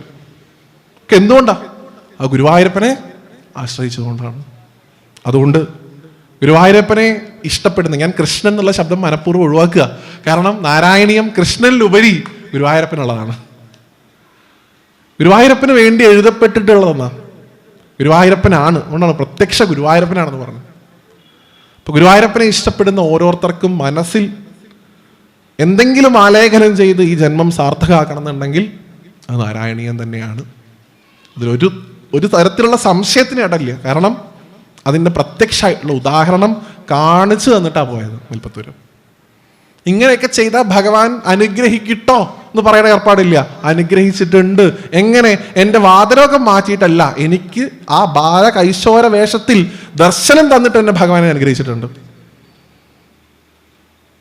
ദാ കാണുന്നു ഞാനൊരു നീല വെളിച്ചം എന്ന് പറഞ്ഞൊരു ഭാഗം ഉണ്ടല്ലോ അല്ലേ, അഗ്രേ പശ്യാമി, അല്ലെങ്കിൽ സൂര്യസ്പർദ്ധികിരീടം അപ്പുറത്തൊരു ഭാഗത്ത്. ഇങ്ങനെ ഭഗവാനെ സ്തുതിക്കാൻ വേണ്ടി ഇരിക്കുന്ന സമയത്ത് മേൽപ്പത്തൂരിന് എന്തെന്നില്ലാത്തൊരു ഭാഷാ കൗതുകം പ്രകടമായിരുന്നു. ഗുരുവായൂരപ്പന് തന്നെ പലപ്പോഴും തോന്നുന്നതാണ്, ഇങ്ങനെയൊക്കെ എന്നെ സ്തുതിക്കാൻ പറ്റുമോ, ഇങ്ങനെയൊക്കെ എങ്ങനെയാണ് സാധിക്കുക. അതിൽ നരസിംഹാവതാരമൊക്കെ ഭഗവാന്റെ മുരൾച്ച എത്ര ശ്രീലകത്ത് കേട്ടത് ഭട്ടതിരി. ഇങ്ങനെയല്ലേ ഭഗവാനെ അങ്ങയുടെ ഈ അവതാരം ഉണ്ടായതെന്ന് ചോദിക്കുമ്പോൾ എപ്പോഴും അങ്ങനെ തന്നെയാണ് ഭട്ടതിരി എന്ന് ചിരിച്ചുകൊണ്ട് പറഞ്ഞുകൊണ്ടിരിക്കുന്ന ഭഗവാന്റെ ഉത്തരം കിട്ടിയില്ല എന്ന്. ഉത്തരം കിട്ടാതിരിക്കണ ഒരു ഉത്തരവും ഒരു ശ്ലോകവും മേൽപ്പത്തൂർ എഴുതാൻ പറയാറില്ല. കാത്തിരുന്നു. ഒരു വട്ടം ചോദിച്ചു ഭഗവാനെ ഇങ്ങനെയല്ലേ ഉണ്ടായത്, അപ്പോഴും ഉത്തരമില്ല. വീണ്ടും അല്പസമയം കഴിഞ്ഞ് ഒന്നുകൂടെ ചോദിച്ചു ഉത്തരേ, കൃഷ്ണ ഇങ്ങനെയല്ലേ ഉണ്ടായെന്ന് കേട്ടപ്പോ അവിടെ ആ ശ്രീലകത്ത് നിന്ന് സിംഹത്തിന്റെ ഒരു മുരൾച്ച കേട്ടുന്നു. അപ്പോഴാണ് എഴുതിയത് സ്തംഭയെ കെട്ടയതോ. സമ്മതിച്ചു എന്നാണ്, ഇങ്ങനെ തന്നെയാണ് ഞാൻ വന്നത്. ഇപ്പൊ ഭാഗവതം എടുത്ത് നോക്കുമ്പോൾ ഭയങ്കര രസമാണ്. നമ്മൾ ഇനിയിപ്പോൾ ഞാൻ കൂടുതൽ സമയം നീട്ടുന്നില്ല. ഈ ഒരു അമ്മയുടെ അടുത്തുനിന്ന് അമ്മ പെട്ടെന്ന് പാല് കൊടുത്തുകൊണ്ടിരിക്കുന്നതിൻ്റെ ഇടയിൽ താഴെ വെച്ച് ഓടുന്ന സമയത്ത് എന്തുകൊണ്ട് കലം കുത്തി പൊട്ടിച്ചു എന്നുള്ള തർക്കമുണ്ട് രണ്ട് ഭാഗമായിട്ട്. ഭാഗവത്തിൽ പറയും കടകോലുകൊണ്ട് പൊട്ടിച്ചു. നാരായണീയത്തിന് എനിക്ക് തോന്നുന്നു പറയണത് അടുത്തിരുന്ന ഒരു കളിപ്പാട്ട് എന്തോ കിട്ടി, അതുകൊണ്ട് തല്ലി പൊട്ടിച്ചു. അപ്പൊ ഭഗവാനോട് ചോദിച്ചു അത്രേ ഭട്ടതിരി, കൃഷ്ണ അങ്ങ് ഇങ്ങനെയല്ലേ ചെയ്തത്? അപ്പൊ ഭഗവാൻ അങ്ങോട്ട് പറഞ്ഞു അത്രേ, ഭട്ടതിരി ആ സമയത്ത് എൻ്റെ കൈ കിട്ടിയത് ഒരു കളിക്കോപ്പാണ്, എങ്കിലും ഭാഗവത്തിലുള്ളത് ഒരു കടകോല, അത് അങ്ങനെ തന്നെ ഇരിക്കട്ടെ, അങ്ങ് ഇങ്ങനെ എഴുതിക്കോളൂ. ചില മാറ്റങ്ങളുണ്ട്. ഇതൊക്കെ എന്തുകൊണ്ടാണ് സാധിക്കണേ? ആത്യന്തികമായിട്ട് ഉള്ളിലുള്ള ഭഗവാനെ തിരിച്ചറിയാൻ അദ്ദേഹത്തിന് സാധിച്ചിരുന്നു. ഞാൻ വിശ്വസിക്കുന്നത്, എനിക്ക് തോന്നുന്നു നിങ്ങൾ ഓരോരുത്തരും മനസ്സിലാക്കുന്നത്, ഇങ്ങനെയല്ലേ ഭഗവാനെ എന്ന് ചോദിച്ച സമയത്ത് ഗുരുവായൂർ ശ്രീലകത്തുനിന്ന് മാത്രമല്ല, മേൽപ്പത്തൂരിൻ്റെ ഉള്ളിലുള്ള ശ്രീലകത്തുനിന്നാണ് മേൽപ്പത്തൂരിന് ഉത്തരം കിട്ടിക്കൊണ്ടേയിരുന്നിരുന്നത്. അങ്ങനെയാണ് ഭട്ടതിരി. ആ ഉത്തരം നാളത്തെ ഏകാഹം കഴിയുന്ന സമയത്ത് നിങ്ങൾക്ക് ഓരോരുത്തർക്കും മനസ്സിലിരുന്ന് ഭഗവാൻ അത് പറയുന്നത് കേൾക്കാൻ സാധിക്കും. പ്രൂഫാണ്. അതിനാണ് മേൽപ്പത്തൂരിൻ്റെ ഫോട്ടോ നമ്മളിവിടെ വെച്ചിരിക്കുന്നത്. ഇത് അങ്ങനെ ഒരാളുണ്ട്. എന്നോ നടന്നിരുന്നൊരു കാര്യത്തെക്കുറിച്ചല്ലല്ലോ പറയണേ. ഈ അടുത്ത കാലത്ത് നമ്മുടെ കൂടെ ഉണ്ടായിരുന്ന ആളുകളാണ്. അതിൽ തന്നെ ഞാൻ അവസാനിപ്പിക്കുകയാണ്. മേൽപ്പത്തൂരിനോട് ഇപ്പം ഭഗവാൻ ഗീതയിൽ പറയുന്നുണ്ടല്ലോ, 4 വിധത്തിൽ ആൾക്കാരെന്നെ ഭജിക്കുന്നുണ്ട്. ആർത്തന്മാരുണ്ട്, അർത്ഥാർത്ഥികളുണ്ട്, ജിജ്ഞാസുക്കളുണ്ട്, ജ്ഞാനികളുണ്ട്. ഈ 4 വിധത്തിൽ. അതിൽ ആർത്തൻ എന്ന വിഭാഗത്തിലാണ് മേൽപ്പത്തൂരിനെ പെടുത്തിയിട്ടുള്ളത്. കാരണം രോഗം കൊണ്ട് ബുദ്ധിമുട്ടുണ്ടായപ്പോൾ ആ ദുഃഖം മാറ്റാനായിട്ട് ഭജിച്ചു. ഇങ്ങനെ നമുക്കൊരു നാരായണീയം കിട്ടി.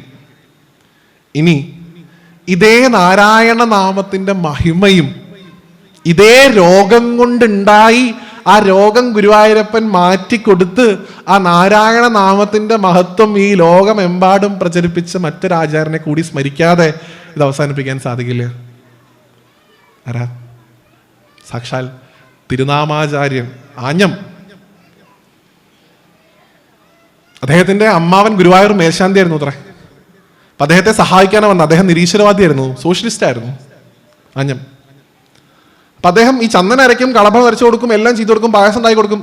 ഇന്നേ വരെ ഗുരുവായൂരപ്പൻ്റെ മുമ്പിൽ പോയിട്ട് ഇവിടെ ആരാ ഉള്ളതെന്ന് പോലും നോക്കിയിട്ടില്ല അന്ന്. എന്നാൽ സഹായമൊക്കെ ഗംഭീരമായിട്ട് ചെയ്യുന്നുണ്ട്. ഏതോ ഒരു സമയത്ത് ഒരു വയറുവേദന വന്നു. ഈ വയറുവേദന ഓരോ ദിവസവും കൂടിക്കൊണ്ടിരുന്നു. ഗുരുവായൂരിലെ ഡോക്ടർമാരെ കാണിച്ചു, തൃശ്ശൂരിലെ ഡോക്ടർമാരെയും കാണിച്ചു. ഒരു നിവൃത്തിയില്ലാന്ന് കണ്ടപ്പോൾ അമ്മാവനോട് പോയി പറഞ്ഞു, ഞാൻ നിർത്തുകയാണ് ഈ പരിപാടി. ഇനി അങ്ങനെ സഹായിക്കാൻ നിന്നാൽ എൻ്റെ ജീവൻ പോവും. ഞാൻ ഈ തൃശ്ശൂർ ജില്ലയിൽ ഇനി കാണിക്കാൻ ഒരു ഡോക്ടറും ബാക്കിയില്ല. അപ്പം അദ്ദേഹം ചോദിച്ചു അത്ര എല്ലാവരെയും കാണിച്ചു തന്നു. അപ്പോൾ കാണിച്ചു, ഒരാളെ കാണിച്ചിട്ടില്ലല്ലോ എന്ന് പറഞ്ഞത്.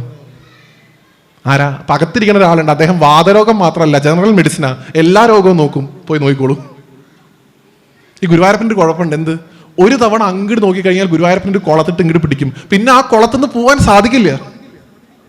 ഒറ്റ തവണ നോക്കിയാൽ മതി. ആ നോക്കാനുള്ള സമയം എത്ര വേഗം നമ്മൾ എടുക്കുന്നു എന്നുള്ളതാണ് നമ്മുടെ ജന്മത്തിന്റെ സാർത്ഥകത്തിന്റെ അടിസ്ഥാനം, സാർത്ഥകാവസ്ഥ കിട്ടുന്നതിൻ്റെ. അപ്പൊ പോയി നോക്കി, ആദ്യമായിട്ട് കണ്ടു.